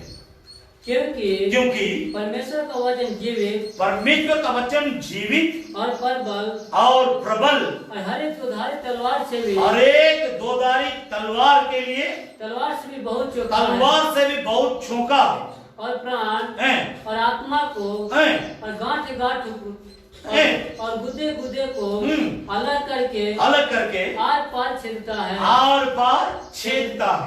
मन की भावनाओं और विचारों को जांचता है, सृष्टि की कोई वस्तु। एक लाइन 2 लाइन सिर्फ पढ़ेंगे 4 अध्याय का 12 पद। क्योंकि परमेश्वर का वचन जीवित और प्रबल और हर एक दोधारी तलवार से भी बढ़कर बहुत चोखा है। ध्यान दीजिएगा, ये परमेश्वर का वचन का सामर्थ्य है। जल्दीबाजी में 2 वचन का और पढ़ेंगे। प्रकाशित वाक्य उसका पहला अध्याय, 16, 17, 18 पद को पढ़ेंगे। पहला अध्याय 16, 17, 18 पद। प्रकाशित वाक्य पहला अध्याय। वह अपने दाहिने हाथ में 7 तारे लिए हुए था। प्रभु यीशु मसीह के बारे में यूहन्ना जिक्र करता है। वो अपने दाहिने हाथ में 7 तारे लिए हुआ था, और उसके मुख से तेज दुधारी तलवार निकलती थी। ध्यान दीजिए, तलवार निकलती थी यीशु मसीह के मुंह से। इसका मतलब तलवार नहीं निकलती थी, परमेश्वर का सत्य वचन निकलती थी। पढ़ेंगे नीचे। उसका मुंह ऐसा प्रज्वलित, उसके मुंह ऐसा प्रज्वलित था जैसा सूर्य कड़ी धूप के समय चमकता है। जब मैंने उसको देखा कि उसके पैरों पर मुर्दा सा गिर पड़ा। उसने मुझ पर अपना दाहिना हाथ रख करके कहा, मत डर, मैं प्रथम और अंतिम और जीवित हूँ। मैं मर गया था और देखो मैं युगानुयुग तक जीवता हूँ, और मृत्यु और अधोलोक की कुंजियां मेरे ही पास है। 16 पद को फिर मैं आपके सामने आपके सामने रखता हूं। वो अपने दाहिने हाथ में 7 तारे लिए हुआ था और उसके मुख से 2 धारी तलवार निकलती थी, अर्थात परमेश्वर का सत्य वचन निकलता था। दूसरा अध्याय उसका 12 पद, दूसरा अध्याय का 12 पद। फिर उनकी कलीसिया के दूत को यह लिख, जिसके पास 2 धारी और तेज तलवार है, वह यह कहता है प्रभु यीशु मसीह के बारे में यहाँ पर किस तरह नाम दिया जा रहा है, इसको समझने की कोशिश कीजिए। जिसके पास 2 धारी और तेज तलवार है, वह यह कहता है कि मैं यह जानता हूं कि, बस बाकी बातों का आप बाद में जाके पढ़ लीजिएगा, ध्यान दीजिए मैं आपसे क्या कहना चाहता हूं उसको समझने की कोशिश कीजिए। यीशु मसीह के पास कोई हथियार कभी लिए हुए किसी ने आज तक नहीं देखा, लेकिन यहाँ लिखा हुआ है जिसके पास 2 धारी और तेज तलवार है, वो यूं कहता है। तलवार मतलब उसके मुंह से निकलता है, जिसके पास करके यहाँ लिखा हुआ है, ये सब केवल परमेश्वर का वचन को ही दर्शाती है। आप कोई तलवार को ना सोचे, कोई हथियार यीशु मसीह कभी अपने हाथ में लिया ही नहीं। भाई बहन मेरी बात को समझने की कोशिश कीजिए। 12 अध्याय प्रकाशित वाक्य उसके 12, 11 और 12 पद को पढ़ेंगे। क्यों वचन के ऊपर इतना ध्यान दिया जा रहा? इस वचन अगर आपके अंदर नहीं है, आप कोई भी पाप के ऊपर, शैतान के ऊपर, श्राप के ऊपर, संसार की कोई भी ताकत के ऊपर आप जय नहीं पा सकते हैं। विजय अगर पाना है उसका रास्ता एक ही है। 12 अध्याय का 11 और 12 पद। वे मेमने के लोगों के कारण और अपने गवाही के वचन के कारण उस पर जयवंत हुए, शैतान पर जयवंत हुए। उस शैतान पर जयवंत होने का 2 ही रास्ता है। एक वे मेमने के लहू के कारण और अपने गवाही के वचन के कारण उस पर अर्थात शैतान पर जयवंत हुए। पढ़ेंगे आगे। और उन्होंने अपने प्राण को प्रिय ना जाना, यहाँ तक मृत्यु को भी वे सह ली। इस कारण हे स्वर्गो उनमें रहने वाले लोगों मगन हो। हे पृथ्वी और समुद्र तुम पर हाय, क्योंकि शैतान और तुम पर शैतान बड़े क्रोध के साथ तुम्हारे पास उतर आया है, क्योंकि जानता है कि उसका थोड़ा ही समय और बाकी रह गया। ध्यान दीजिएगा, किसके लिए खतरा नहीं है, किसके खतरा है, उसको समझना है। 12 पद को मैं पढ़ रहा हूं, थोड़ा सा ध्यान दीजिए। इस कारण ये स्वर्ग और उनमें रहने वालों मगन हो। एकदम यहाँ प्रभु यीशु मसीह क्लियर करता है, जो ऊपर चले गए आप एकदम सुरक्षित जगह में हैं, आप you are the safe side, आप एकदम सुरक्षित जगह में आ गए, इसलिए आप मगन हो। लेकिन नीचे लिखता है, आप अपना वचन को देखें, हे पृथ्वी और समुद्र तुम पर हाय, क्योंकि शैतान बड़ी क्रोध के साथ तुम्हारे पास उतर आया है, क्योंकि जानता है कि उसकी थोड़े ही समय और बाकी रह गया। इसलिए वो परेशान करेगा, इसलिए वो तंग करेगा, इसलिए वो हमको डिस्टर्ब करेगा। लेकिन उसके ऊपर जय पाने का अधिकार, इसके ऊपर जय पाने का सामर्थ, शक्ति केवल 2 चीज, एक यीशु का लहू, दूसरा परमेश्वर का सत्य वचन। इस बात को समझते हुए हम प्रभु के करीब में आए। प्रभु यीशु मसीह के एक बयान को यहाँ पर मैं जोड़ना चाहता हूँ। मत्ती रचित सुसमाचार की पुस्तक, बहुत गंभीर बात है। मत्ती रचित सुसमाचार की पुस्तक उसका 16 अध्याय, यहाँ प्रभु यीशु मसीह कलीसिया के बारे में लिखता है। मत्ती 16 अध्याय उसका 18 पद, 18-19 पद को पढ़ेंगे। और मैं भी तुझसे कहता हूँ कि तू पतरस है, और मैं इस पत्थर पर अपनी कलीसिया का निर्माण करूंगा, और अधोलोक के फाटक उस पर प्रबल न तुम पर प्रबल नहीं होगी। मैं तुझे स्वर्ग के राज्य का कुंजियां दूंगा, और जो कुछ तुम पृथ्वी पर बांधोगे वह स्वर्ग में भी बांधा जाएगा, और जो पृथ्वी पे तुम खोलेगा वह स्वर्ग में खुलेगा। तब उसने चेलों को छिताया कि किसी से न कहना कि मैं मसीह हूं। ध्यान दीजिएगा, यहाँ प्रभु यीशु मसीह कहता है कि आकाश और पृथ्वी का सारा अधिकार मुझे दिया गया है। जब प्रभु यीशु मसीह जी उठने के बाद कहता है, उससे पहले उसने कहा मैं इस पत्थर पर अपना कलीसिया का निर्माण करूंगा। इस कलीसिया के ऊपर मेरी कलीसिया, परमेश्वर का कलीसिया, ये बिल्डिंग नहीं है, आप और हम हैं। प्रभु यीशु मसीह कलीसिया जो बड़ा बड़ा कलीसिया दुनिया भर में बना हुआ है, बड़ा बड़ा बिल्डिंग बना, उसके लिए यीशु मसीह क्रूस पर नहीं मरा, आपके लिए मेरे लिए मरा। इसलिए वो कहता इस पत्थर पर मैं अपना कलीसिया का निर्माण करूंगा, अधोलोक का फाटक उस पर प्रबल नहीं हो सकती है। शैतान को कोई भी ताकत मेरे लोगों को ऊपर प्रबल नहीं हो सकता है। जब वो इस बात को प्रभु यीशु मसीह कहता है तब आपको उस बात पर ध्यान देना, परमेश्वर का सत्य वचन और यीशु का लघु दोनों को दो हाथ में लेकर के इस संसार में आप चलेंगे तो शैतान आपको ऊपर जय नहीं पा सकता। इस वचन के सामर्थ्य में हम जिएंगे। परमेश्वर के नाम की स्तुति हो। परमेश्वर के साथ हमारा रिश्ता हमेशा के लिए सही रहेगा। परमेश्वर का वचन ही हमें परमेश्वर के साथ जोड़ती है। अंत में मैं एक वचन को पढ़, ये बहुत जरूरी है इस प्रचार के लिए, इसलिए मैं इस बात को आपके सामने रख करके आप सभी लोगों के लिए प्रार्थना करना चाहता हूँ। यूहन्ना रचित सुसमाचार की पुस्तक उसका 10 अध्याय, प्रभु यीशु मसीह हमारे लिए क्या नहीं किया उसको थोड़ा सा समझ लेंगे, तब हम इस वचन का सामर्थ्य में डूबे रहेंगे। क्योंकि उसका त्याग अगर हमको समझ में नहीं आती है, हम इस वचन को उतना महत्व नहीं देंगे। जब हम उसका त्याग, उसका बलिदान, उसकी मृत्यु, उसने जो हमारे लिए लहू बहा करके जीवन दिया है, उस त्याग भरी बलिदान के बारे में हम महत्व नहीं रखेंगे, उसको हम बड़ा नहीं समझेंगे, हम इस वचन के ऊपर भी उतना ही ध्यान देंगे। इसलिए प्रभु यीशु मसीह का उस त्याग को मैं आपको याद दिलाना चाहता हूं। यूहन्ना रचित सुसमाचार की पुस्तक उसका 10 अध्याय, पहले 8 पद को पढ़ेंगे, 8 से लेकर 13 पद तक एक साथ पढ़ देंगे। जितने मुझसे पहले आए, प्रभु यीशु मसीह ने कहा जिसने मुझसे पहले आए वे सब चोर और वे सब कोई चोर और डाकू हैं, परंतु भेड़ों ने उनकी ना सुनी। द्वार मैं हूँ, यदि कोई मेरे द्वारा भीतर प्रवेश करेगा तो उद्धार पाएगा और भीतर बाहर आया जाया करेगा और चारा पाएगा। चोर किसी और काम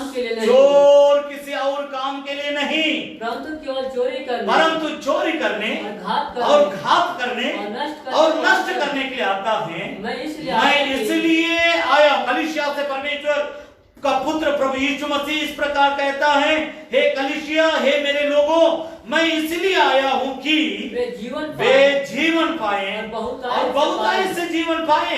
अच्छा चरवाहा मैं हूँ, अच्छा चरवाहा भेड़ों के लिए अपना प्राण देता है। मजदूर जो ना चरवाहा है और ना भेड़ों का मालिक है, भेड़ियों का आते देख भेड़ों को छोड़कर भाग जाता है और भेड़िया उन्हें पकड़ता है और तितर बितर करता है। वह इसलिए भाग जाता है कि वह मजदूर है और उसको भेड़ों की चिंता नहीं, क्योंकि उसको मजदूरी से मतलब है। मेरी बात को ध्यान, मेरे पास समय नहीं है, अब आपको मेहनत करके सब बातों को समझना है। मजदूर भेड़ों को चराने के लिए जिस मजदूर को रखा जाता है, वो भेड़ियों को देख करके इसलिए भागता है, उसको भेड़ से मतलब नहीं है, उसको मजदूरी से मतलब है। भाई बहन, आप चाहे यहाँ पर इस वचन को सुनते हो, चाहे आप कहीं और जगह से सुनते हो, आपसे मैं कह रहा हूं, आपके लिए जिसने जीवन दिया वही प्रभु यीशु आपके दम तोड़ने के उस अंतिम समय तक आपके साथ रहेगा। उस प्रभु यीशु आपके हाथ में इस सत्य वचन को दिया है, इस सत्य धर्मशास्त्र का आपके हाथ में दिया है, क्योंकि इसमें सामर्थ्य है। इस सामर्थ्य में आप डूबे रहेंगे, परमेश्वर का साथ भी आपका सही संगति रहेगा। शैतान के तमाम पापों के ऊपर आप विजय पाते हुए एक विजयदायक मसीह जीवन बिताएंगे। मैं इस विचार के साथ यहाँ पर प्रचार बंद करना चाहता हूँ। कितने लोग चाहते हैं सचमुच मुझे इस परमेश्वर का वचन का सामर्थ्य चाहिए, मैं इस सामर्थ्य से, इस वचन के सामर्थ्य से भरा हुआ जीवन बिताना चाहता हूं। ऐसा कहने वाले अपने जगह में खड़े हो जाएं। मैं आपके लिए प्रार्थना करना चाहता हूं, आप जहां कहीं भी हो, जहां कहीं से भी आप परमेश्वर के वचन को सुनते क्यों ना हो, मैं आपसे भी आग्रह करता हूं, आप अपना जगह में परमेश्वर का वचन का सामर्थ्य अगर आपको चाहिए, आप अपने जगह में डर भय के साथ खड़े हो जाएं, क्योंकि प्रभु यीशु मसीह ने कहा, ए स्वर्गो और उसमें रहने वालों मगन हो जाओ। इसका मतलब स्वर्ग में जो पहुंच गए, जो उस विश्राम के घर में पहुंच गए, उनके लिए खतरा नहीं है। इस पृथ्वी में रहने वालों के लिए खतरा है, क्योंकि शैतान जान गया है मेरा थोड़ा ही समय रह गया, इस कारण वो परमेश्वर के लोगों को तंग करना ही चाहेगा। लेकिन प्रभु वहां भी हमारे लिए एक विकल्प रखा है, मेरा लहू, मेरा वचन को तामते रहो, मेरा नाम को तामते रहो, तुम इस संसार में कोई भी अधोलोक का ताकत तुम्हारे ऊपर प्रबल नहीं हो सकती है। दयालु, अपने दोनों हाथों को उठा करके आप भी मेरे साथ प्रार्थना में शामिल हो जाएं। दयालु जीवित महान पिता परमेश्वर, आपके प्रिय पुत्र प्रभु यीशु मसीह के नाम से इन सभी लोगों के लिए प्रार्थना करते हैं। प्रभु जी, तेरा वचन में लिखा है कि तू हमें हालेलुया अधोलोक को ऊपर जय पाने का ताकत दिया है। प्रभु, तूने अपने सत्य वचन के द्वारा हमें सामर्थ्य और ताकत दिया है, बल दिया है, उस बल को सही तौर से अपने अंदर लाने के लिए और उस बल के द्वारा बहुतों को छुड़ाने के लिए, बहुतों को तू ही एकमात्र उद्धार करता, तू ही स्वर्ग का द्वार, तू ही रक्षक है, तेरा लहू ही हमें उद्धार करती है, तेरे बलिदान के द्वारा ही हमारा उद्धार होती है। तू ही दोबारा इस संसार में स्वर्ग से आने वाला प्रभु है, तू ही हमें यहां से छुड़ा करके स्वर्ग ले जाने वाला प्रभु है। इस सत्य बातों को हमें जो सिखाते हैं आपके धर्मशास्त्र, उस वचन में हम स्थिर रहने के लिए, उस वचन का सामर्थ्य को प्राप्त करने के लिए, उस सामर्थ्य में हम बढ़ते जाने के लिए इन अनेकों को ताकत और बल दीजिए प्रभु। तेरा सामर्थ्य हाथों को बढ़ाइए, हे पवित्र आत्मा, तेरे लोगों को तेरा सामर्थ्य दीजिए, तेरे वचन के द्वारा मिलने वाले उस सामर्थ्य जो कभी हमारे हाथ से छीना नहीं जाता है, उस उत्तम बाग रूपी तेरा वचन का हमें दे, ताकि हम उस वचन के द्वारा तेरे साथ लगातार बने रह सके और बहुतों को तेरे साथ जोड़ सके। आशीष दे स्वामी, आज की आराधना के लिए धन्यवाद करते हैं। तेरा आशीर्वाद हम सभी लोगों को मिला है, तेरे वचन के द्वारा हमें उद्धार मिली है, तेरे वचन के द्वारा हमारे आत्मिक आंखों को तूने खोला है। तेरा वचन हमारे लिए एक डिफेंसिव वेपन है प्रभु, हमें बचाने वाला आपकी वचन हथियार है प्रभु। हम धन्यवाद करते हैं, उस वचन के द्वारा हमें प्रभु जी घेर के संभाल, हमें आगे पीछे दाएं बाएं तेरा वचन घेरे रहने पाए। धन्यवाद के साथ सभी लोगों को तेरे नाम से आशीर्वाद देते हैं। परमेश्वर पिता, तेरा आशीर्वाद तेरे लोगों को साथ बने रहने पाए। धन्यवाद के साथ सारी इज्जत और महिमा तुझे देते हुए प्रार्थना प्रभु यीशु मसीह के नाम से मांगते सुना ग्रहण कर ले पिता, आमीन। अब हमारा पिता परमेश्वर का प्रेम, प्रभु यीशु मसीह का अनुग्रह, पवित्र आत्मा की संगति और उसकी सहभागिता हमारे प्रभु यीशु मसीह के लौटाने समय तक हम सबों के साथ बने रहने पाए, आमीन। God bless you. परमेश्वर आप सभी लोगों का आशीर्वाद है। जय मसीह।